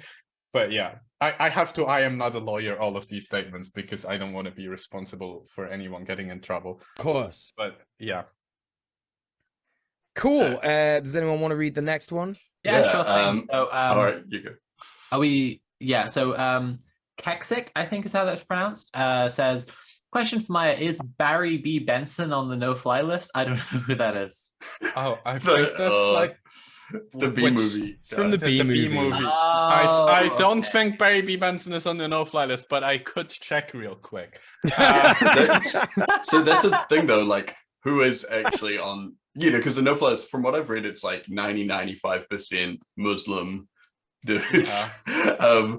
But I've had friends that have gone to fly to the States or even enter at the border and been turned away for sex work, and even just for things for just having like an OnlyFans and stuff like that. So it's like, there could be all kinds of people on there. Yeah, I feel like a lot of that is just them doing like their social media research they do, because like whether or not you're actually allowed to fly is not determined alone by no-fly and selectee, but based on predictive real-time systems that the TSA runs together with the TSC, which is homed in the FBI for purely like monetary and for purely budgeting reasons, but it's actually mostly the Department of Homeland Security, because who else? Among other things, obviously, also our friend and savior, the U.S. Postal Service, Postal Intelligence Service, which that whole thing, saying it out loud in one go, is really funny because it has like postal and service in it like 3 times. It's the USPS piss, and it's. It sounds like what you say to cats, and you're like. Yeah, they mostly do mail surveillance, but also social media. If you are being surveilled on social media, it might be the U.S. Postal Service. I do a lot of mail surveillance. Right, okay. A male US piss surveillance. Yeah, that's what I do. Yeah, I look at men pissing. Right, so the next question is, this is from Pizzicata, which is a reference to a way that you play the violin, which I appreciate. Does Maya recommend any specific title/readings for those who are curious? I'm assuming this is either about political writing or like hacking related stuff. Yeah, if you want to clarify. I don't know why I'm asking for clarification, because I don't really have recommendations for either. I'm not a theory buff at all. And I am autistic in the funny way where to learn something I can't use tutorials, but I have to brute force it myself until it's sticks. Yeah, I'm the same. So and also I don't know, I clock a lot of tutorials as like authority and inherently just ignore them from the start, because I'm like, no, this is some sort of authority telling me what to do. Oh, that's a mood. I love ODD. I love oppositional defiance disorder. So yeah, I just don't read tutorials, because now I'm just not gonna do what it says anyways. That's also why I don't use recipes for cooking. But But so She- yeah, I don't she's- really have reading recommendations. I'm sorry. She has You're telling me the clarified and inventor of said you're telling me the inventor of the cigarette doesn't follow cooking recipes? I'm shocked. so she's actually clarified in chat and said hacking curious, so I don't know if that changes the answer. Not really. Okay. No. All right, cool. I can only tell you to not read Hands on Hacking by the people from a hacker house because for various reasons, including having shitty UK politics and being Tories, and his wife being one of the people Boris Johnson had an affair with. Not that that like Whoa. inherently devalues her personality, but also in a way he kind of does. It's like when we say that Tony Blair was so close with Rupert Murdoch, he literally fucked his wife. That's it. It does mean something. It Yeah, does. but also they're just conspiracy theorists that wrote a book together about hacking. There is some technically good advice in there, but like just don't get it. It isn't very obvious that they are conspiracy theorists anymore on the internet. But yeah, don't get that book. Yeah, all right. Okay. Also, he is very personally very scared of me for some weird reason, and at the same time very jealous, which is always funny when weird like infosec white dudes in their 40s are jealous of like me for being relevant. But Yeah. actually, wait, My- one reading advice. Oh, yeah. How to Hack a Bank from Phineas Fisher is a wonderful political writing piece written by a person who we don't know the identity of, who hacked the Cayman Islands Bank. thanks. And it is pretty much a political manifesto. It has cool ASCII art of a skeleton saying "Be gay, do crime" in it, so you know it's a fuck good yeah. document. So, okay, a ghost asks, my loaded question. Intellectual property lawsuits specifically target at floss implementations of generative technologies, suspiciously exclusive of propriety equivalents, alongside the continued tightening of copyright protections, part of a working class movement. You know it's cool because it's wait, sorry, I missed like the entire question. I mean, like, so did I. Okay, all right. Let's go again. Okay. My loaded question. Are intellectual property lawsuits specifically targeting at... that question. I saw that in chat. So Oh, yeah, you saw it? Yeah. I know what this question is about, and it's this. I feel like I can give you a longer answer, and this is basically about like the whole AI art discourse, and specifically about lawsuits against stable diffusion from fucking Getty Images, which is a massive corporation. Kind of what I was... Yeah. And basically, my take on AI art is that it's once again a nuanced issue. I don't have a firm take on the specifics of it, but what I am very saddened by is that both sides of the discourse are somehow lobbying for more copyright laws in the US. And especially the side that is claiming to be on the side of artists is actively collecting money on GoFundMe to fund a lobbyist for US Congress. And that is really fucked up, especially since we're once again just pretending US law is world law. Which for copyright it pretty much is, but we don't need more copyright law. You are only giving more power to the mouse. That is all you are doing with more copyright law. That is like the only thing I'm going to say. And also no Getty Images suing some AI art company is not going to solve any problem ever. And it's not like, even if they win and even if it does changes something about how AI art like is done, they are only getting rights for the big stock photo companies and no one else. They do not give a shit about any independent artists. Their fucking stock photo library, they don't even pay their artists right. Like that is their whole business is not paying artists. Mm-hmm. Yeah, no, absolutely. Yeah, no, I've seen similar discussions in a lot of like the artist communities that I'm a member of. There's like everyone is like panicking and they, you know, like, yeah, they're just getting involved with these groups, and it's kind of like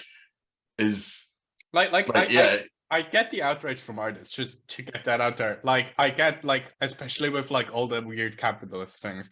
But on the other hand, I can see that technology and also AI could be used as a tool in making art. It is very clear that none of, like, the current players in this game are interested in that in any way. But like, that's why I say it's a nuanced issue, because like I feel like the problem once again is just capitalism at the end of the day. Yeah, exactly. That's where it comes back because to, right? It's like without, the economic system. Without like the system where people, where artists are already not surviving. Like a lot of the arguments are just about we as artists don't make enough money, so this is going to take away more of that little money, which is a fair argument from a like worker standpoint. But at the end of the day, the fact that we have to argue about that is kind of sad.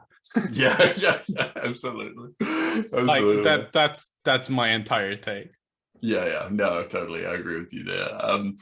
So Okay, and we have a lawyer agreeing with me in chat with the we do that increasing hell yeah. copyright law is in the reform that will only hurt artists more in the future. Art exists. The best thing we could do is seize it and democratize it. Yeah, and like That is- I think like the bigger thing is about like the rights and like the labor rights around commercial artists in general. It's like those are the things we need to work on, and I think it's like like a reform, right? It's just like it's slapping a band-aid on it for now, and there's still going to be problems down the track. But so next one, because we're getting through the time. Kraken Hugger is saying, what is it? Okay. In what ways do you think we can use hacking as a means to dismantle anti-Black racism? Okay, specifically anti-Black. I don't have a very specific answer, but I just want to point to things that happened. Like besides, like one thing is obviously like things like the no-fly list, that just racism in general is like a very big part of what that has uncovered / confirmed. Other things are things like blue leaks that have leaked like data from like most fusion centers, which that sounds very like that. I already named fusion center as like the most cyberpunk enemy shit ever, but that is basically a fusion center is US local law enforcement working together with the FBI in one office. That is like the definition of a fusion center, is the whole funny buzzword of interagency cooperation. But and Blue Leaks leaked like data. It's like almost a terabyte of data of like police across the entire US that has already shown a lot. I think like a lot of the reporting on it has died down since that was leaked in 2020. I think that was 2020. Yeah. But damn, that's 3 years ago now. That's fucked up. But I hate thinking about that. I feel like just general, like I don't feel like there is a very specific type of activism for like helping with anti-Black racism, especially like, I don't know if I'm the person to talk about that in the first place. There's been like a lot of stuff exposed about like the way that like the Ring cameras, like where it was like they're automatically calling the police when they see like a Black person walking past and things like that. And there's like other things like, but I think around like facial recognition tech around like how it identifies like Black faces and stuff. So I think there's like definitely some like there's definitely some stuff going on there, but so the next question is from All Grey No Subs at Nyan crimew or crimew if you like my Asian temper. I was actually until I heard someone say crimew, I was reading it aloud as crime dub. Anyway, sorry. All Grey No Subs asked, why did you go public with your identity? It is a bit of a complicated question. It kind of just came to be that because I started doing just small things for my small community where I found like hardware documentation, and it just kind of escalated from there. So my identity was kind of always out. It was just that it started with tiny things that got bigger, and I was just already doing it in my specific way of releasing things. And it also like turned out to be useful to give a face to the media that like just like I don't know, made me like gave a sort of face to things that are always just like this anonymous scary activism thing, hacking thing, and I was just there and answering interview questions all along, and that kind of gave me a legitimacy that to the point where once again, this is not with value, I am just saying this as a statement about my legal case. Once where that came to a point where the US has charged me with wire fraud for talking to journalists, because according to them, that was me promoting myself. So wow. Interesting implications for US press freedom. Jesus. Yeah. Okay. Well, it's me, Crystal 4 asked, what is something you wish all leftists knew about protecting ourselves online?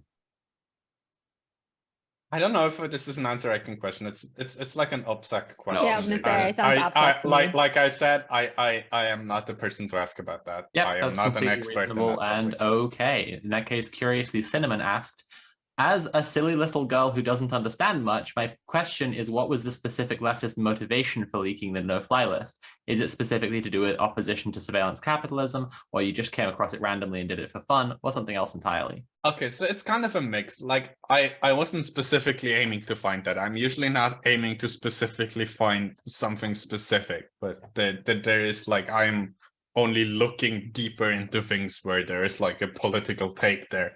And the no-fly list, like, yeah, I is obviously an opposition to at the end of the day, just like yeah, just state surveillance and watch listing and surveillance capitalism. And I feel like there's a lot of discussion there, and also like just the racism of the US government, the institutional racism there. I feel like there is a lot of political takes to be had about the no-fly list. There's a million reasons why it sucks, right? Yeah, which is why there's enough takes to have about why the no-fly list sucks, that at this point even the Republicans in Congress are thinking about doing a congressional inquiry about it. Probably only because January 6th put a bunch of their white friends on there. But like, still the fact that even Republicans are upset at the concept of a no-fly list at this point, like 20 years after it came to be, Definitely ruining their Christmas even plans. though like the main, if they are actually drafting legislation, which we have heard some rumors from the specific congressman, it will most likely just be some bullshit like, oh, we can't put US citizens on this list anymore. Oh, but Yeah, like, right. it's still the fact that it's even being discussed in the first place is I find that interesting. Like, a lot of what I do is I don't have the expectation to change the world or anything, or I just want to start discussions about things. So like and put things in the forefront of the public discussion and political discussions. That makes total sense. Well, yeah, thanks for that. The next question is from Mark7001, and I know this is a question that we've been waiting for. What are the origins of Bingle? Okay, so Bingle, which is now the name of this after the internet decided that a Sprigatito plushie is called Bingle, which it originally wasn't. It's just, okay, so all the neurodivergents in chat are gonna love this. It originates as a STEM word. It was just a verbal stem from the start, which is why it makes sense that I get like 100 DMs a day telling me, oh, I just made this my verbal stem. But basically, this just started with one of my friends in this one Discord community randomly saying Bingle. I forgot what the exact original phrase was, but it very quickly turned into phrases like, oh, my Bingle, and various other variations of things like that. And it's just a nonsense word. You can use it as a filler word for basically anything, and it's just a silly little stem. And it was my attempt at putting a little reference to this community into my blog post, and somehow that's the thing that blew up. And then not this aviation shit gets serious that I also put in the same blog post. Yeah, as someone who has like a monthly show on his stream called Trash Bingus, yeah, I feel that hard. Yeah, but yeah, it is literally just a stem word that turned into an in-show. I feel almost called out by how often I've been using the word Bingle since I I have been using it less since everyone around me has been using it, not just in this community, but every other day in this community, someone is like, wait, this person I know at like our lunch table in high school just started saying Bingle, and they don't even they don't even know who you are, Maya, but like this is just a thing now. You're gonna start seeing memes that like wild. have been made by Gen Alpha or whoever it is, like the younger generation now, that have just no fucking relation to you or Sprigatito. It's just gonna be like, and it's gonna be like when you bingle at the function, and then just like an incomprehensible series of images. Keep Bingle on my no-fly list till I leak. Anyway, Bingle on my till I. I don't even know I'm bingling right now. All right. Whoever bingling they Okay, I love that that's where that went. Cool. I'll read the next one. Yeah. I'll read the next one. Namdanet says, question, I am a Canadian of Japanese descent. I keep tabs on the left in Japan. Unfortunately, it is exclusively of the IRL variety. Is Maya aware of the existence of any online left/hacktivist community in Japan, and is it vibrant?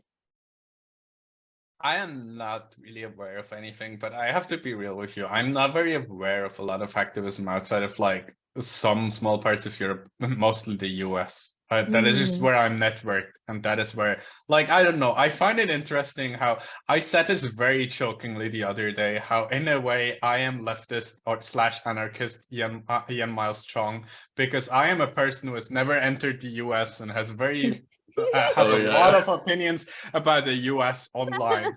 And Oh my does God, me activism too. regarding the US. So I am just like the Swiss leftist equivalent of Ian Miles Chong. And Doesn't I Ian, say like, this in the actually most pretend that he lives derogatory here, way though? possible. Like, yeah. But because just like with Ian Miles Chong, people assume I'm American. Yeah. But we have both never entered the US in any way whatsoever. So But you don't block anyone that like points out that you've never been to the US. no, so, you know, I don't care. you know. Like, I am very open about the fact that I am not American, because I'm glad I'm not. Yeah, people should be I- proud. I did make an Proud apology to be post not about being American. Swiss, though, but And okay, so we got do one you want to read the last last one one? Yeah. Oh yeah, go cool. We ahead. got one from Nistria255 asking, "What's your favorite Linux distro?" Linux. I am personally an Arch user. I have a setup with Arch and BSPWM. Yeah, I don't know if that's like my favorite, but it's what I'm daily driving right now. So yeah, that is my answer. Also, it's called Linux. I know people give me shit, like they always give me shit about my pronunciation, but I'm like, I can't help it that you all have accents and I don't, and I have you know, like that's a you problem. But yeah, I use Arch, by the way. Just Okay. That's the whole meme about Arch, is that everyone who uses Arch has to remark on how they use Arch, by the way. By the way. Yeah. Nice. Okay, well, I think that's all of our questions that we can ask. But yeah, cool. Well, the last thing that we ask of you, we know we have you over time, so we appreciate you spending so much time with us. But every week we assign homework to our chat, so they can actually go out and like do something. They're nerds. Yeah, and because they're nerds, they love to disgusting. They're like, teacher, you didn't assign homework. Like, okay, fine. So, do you have any homework ideas for our chat? Anything to go out and do? I'm surprised I haven't brought this up at all on this podcast yet. But I have homework, and it is to watch the movie Hackers from 1959. Because that is my agenda I have been pushing for the last few weeks. It's the most queer-baity movie Hollywood has ever produced, and that's why it's the coolest movie ever. Everyone in the movie is an egg except for Joey, who is like extremely 2 months on tea energy. Yeah, so someone brought it up really well on Twitter and was like, everyone in that movie is trans both ways, and that makes so much sense. Just watch the movie; you're gonna get it. It makes sense. Great. But also, it's once again a movie where Matthew Lillard, also better known as Shaggy from Scooby Doo, it's just being trans. I just watched like that. The bit where Matthew Lillard's character like lifts up his top and just rubs his nipple in the middle of a conversation. Yeah. This is iconic. He's got wacky, cool, hot energy in that movie. Yeah. Also, Jess asked the me when styling of watch the party, movie is and so we'll add it good. to the bottom of the watch party list. We will literally do it. I love Hackers. It's such a good movie. It is such a good movie. It's the funniest thing about it is that at the time, hackers hated the movie because it misportrayed their culture. Since then, the movie has made hacker culture what it was in the movie. It is because of that movie that hacker culture has turned out that way. Because at the time, DEF CON, like the biggest hacking conference, had like a page on their like announcement website where they were like, "Fuck this movie is shit. This completely misportrays us." It's from 1995. I think it's 1959. It's really funny. Like everything in the movie that's like socially hacking or is about like the way that hacking is done in a broader sense is like spot on. And then every time they go into a computer, it's fucking nonsense. But like the soundtrack, it's the most 90s movie ever made. It's incredible. Yes, I agree. It's just like trust me, it will be the best movie you ever watch. Any hacker will always tells me, but the 1992 movie Stalkers is much better, and I'm like, Sneakers is much better, and I'm like, objectively, yes, you are correct. It doesn't have the much vibes, better hacker movie. But I'm talking about movies that do queer baiting and also hacking and also 90s culture in one go and package it up as like this pop culture madness, because The that best- is what. Also, like, what other movie does Angelina Jolie have like weird wet dreams about her Yeah. would-be boyfriend? Like, yes, the latex bodysuit scene, the VHS tape fight scene, it's just the drop off with the floppy disk with the skateboard, and he like skateboards Yes! away into the mist. Yeah. Incredible scenes. You, It you actually, never, it you has have such an never seen effect on, Angelina like, Jolie the be vibe. more lesbian in a movie, even Oh though yeah. Oh, I mean, even yeah. though she's a straight character in that Yeah. movie. There's the effect that it had on like the like I guess like this kind of cyberpunk hacker aesthetic as well, like can't be understated. Like it's Yeah, like it is the movie that created the yeah, aesthetic. exactly. Like yeah. that's because looking back, you look at a movie and you're like, yeah, this is the hacker aesthetic, but that wasn't the hacker aesthetic before Yeah. that movie. No, came no, out it at wasn't. all. Before that, That it was movie just like just made that up, and white it guys with, like, retroactively Yeah, they had became like the aviator glasses and what do you call it, like pocket Yeah. protectors, No, calculators on the it's hip, shit literally like just that. like Yeah. you know, Like- like polo shirts that were like branded like from like like IT companies and shit like that. Yeah, It's yeah.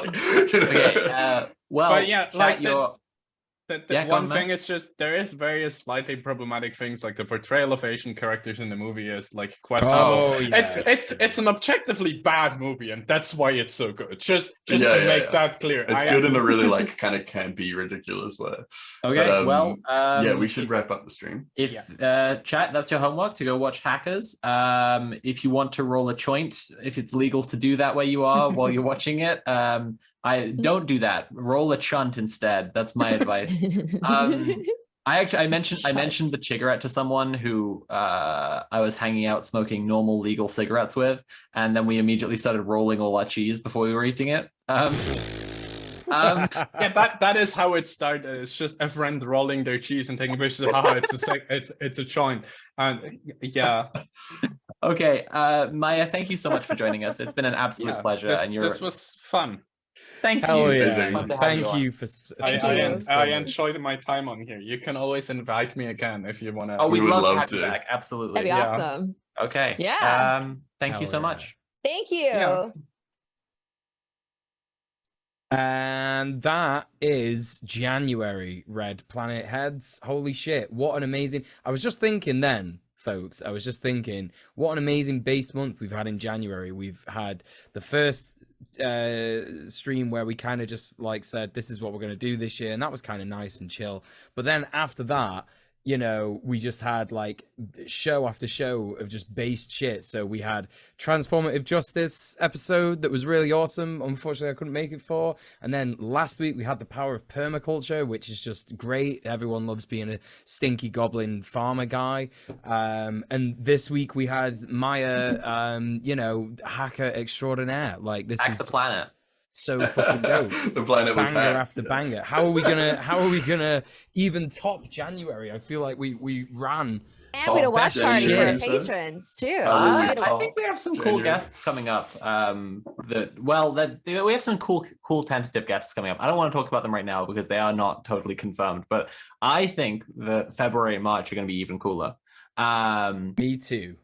But if you've been enjoying Red Planet and you want to support the show, you can go to patreon.com/red_planet, where we have a whole bunch of like tiers and rewards and beautiful things that you can get and do and ways to support us.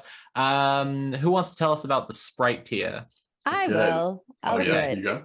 Sprite mode for $2 American a month. Get started with your support for Red Planet by becoming a Sprite. Benefits include the sacred and forbidden knowledge that you are helping the Red Planet team, early access to VODs, access to the Red Planet Discord, and supporting us. Yeah, Wow. cool. For just $2 a month. How many benefits is that? And Incredible. then for the next step up is Goblin Mode, which for me says NZ $19 a month. I think it's $10 for $10 right. here. Yeah. Yeah. $10. Uh, 10 Yankee and- dollars. Yeah, everyone loves Goblin. We all get a little Goblin Mode from time to time. Complete your gobology by going Goblin Mode with everything from Sprite Mode, so all that stuff. Plus a set of cool Red Planet stickers for you to stick in legal places and only in places like that. Completely legal only. And access to Red Planet Discord Hangouts. So this is something that we just did the first of just the other night. I wasn't Last able to night make we watched it. Pervert's Guide. Yeah, but everyone else jumped in the Discord and watched Zizek's Pervert's Guide to Ideology, had a good chat, had a great time. We smoked some all sorts of cigarettes. things. Smoked some cigarettes. Right. What about Beast Mode, Mule? What's that? Oh my god, are you actually going to go beast mode? Well, then we can only offer you the stuff from the other tiers and pin badges. Yes, pin badges. Wear your excellent new planet, red planet pin badge literally everywhere. It's completely cool and good to do so. What's next, Sophie? It's sicko mode. If you want to really support the show, it's worth saying that we have we hit a first goal already of $400 a month, so we could pay for our wonderful producer Conrad, who has made the show immeasurably better, and we're aiming to get up to another goal. We'll talk more about the other goal in a second, but like people who support at sicko mode tier, it's $100 a month, but it's paying for like so much because it's a significant portion of like our ability to pay people to help work on the show. So sicko mode, if you support us this much, we can only really reasonably offer you all the stuff from the lower tiers, plus a very special thank you message at the end of every stream. And currently we have one sicko, and that is Goblin Games NZ. So thank you to Goblin Games NZ. You are personally my best friend. Thank you for feeding Conrad delicious gruel. I think that's a really good point to make, Sophie, as well, is that, like, you know, we can sort of like tell you how much what you're actually paying for. Like, if you are a sicko, you are basically paying for Conrad to do one episode of Red Planet.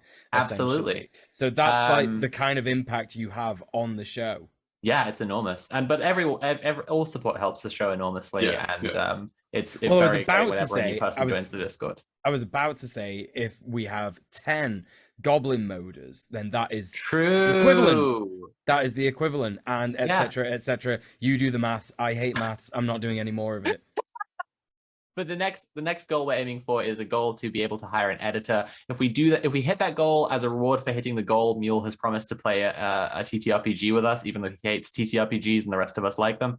And he will also do a hacker cosplay. Yeah, photo oh yeah, it's gonna be so good. But the goal, he's gonna smoke a cigarette in it too. I've just added that in there. I'm signing up for that. I'll do it. Except Mule smoking a chunt as you're not a real hacker unless you're chunting. But the goal that we are trying to hit is one to hire an editor so that we can have a streamlined process for putting up the podcast, putting clips onto YouTube, and also so that we can go and film some documentary content, because Mule and I are really keen on going to some places where people are doing based stuff and filming it and showing what people are up to. So if you want to see documentary content from Red Planet, the Gaskell Garden project we had on last week, the Zad, who we had on a few weeks ago, HS2, Stonehenge Heritage Action Group, these kinds of people, help us to hit that goal, and we're going to be able to do that kind of really cool stuff. That's amazing. The Patreon, but it's not all. I'm plugging away. I'm going to plug Kira Chats. Where can I find Kira on the internet? Well, you could find me at twitch.tv/Kira Chats. Everything is Kira Chats. Twitter.com/Kira Chats. My link tree is Kira Chats as well. Check out my socials because that's where the party's at. Am I right, chat? Huh? All right. Yeah? All right. I'm really stoned right now. So this is me doing me. This is me trying to promote myself. Come on. Check out my socials. Someone had too many chunts. What about Tim, though? I want to know where we can find Tim online. You can find me here on Twitch and YouTube and stuff as Conquest of Dread. I've been streaming a little bit of Black Book lately. It's incredibly good. It's very, very fun. What else? You can find me over on Twitter as Dread Conquest, though. That's where the shit posting happens. That's the good stuff. That's the premium content. Also, you can find me in the Patreon Discord. I hang around in there a little bit. So, what about DJ Mule? Oh my goodness, Tim! Thank you so much. You can find me on DJ Mule or everywhere, just how it's spelled here. You can get that on YouTube. You can get it on Twitch. You can get it on TikTok. I think it might be DJ MU3L. I'm not sure.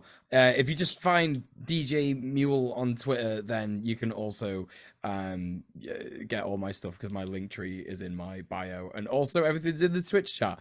But what about Sophie, our lovely, sweet, beautiful Sophie? Oh, thank you, Mule. I am Sophie from Mars, and you can find me at Sophie from Mars, all one word, or Sophie_FRM_Mars on basically everything. I'm on YouTube and I do video essays there, and I'm working on some stuff at the moment. I'm doing something about Theranos. I'm doing something about Alex Jones. I'm doing something about how doomerism is cringe and how we should have more hope, because that would be based. I'm also on Tumblr, Twitter, Mastodon. Well, it's actually octodon.social, Sophie from Mars. And I'm here on Twitch and I do streams every now and then. So check me out on all the stuff. But most importantly, patreon.com/Sophie from Mars, because that's the one that helps me buy sliced cheese and loose backy so that I can roll a completely legal cigarette. So thank you everyone for watching. And next week we are not sure what's happening, but if you check out the Red Planet Twitter, we'll let you know. Bye. Bye. Bye.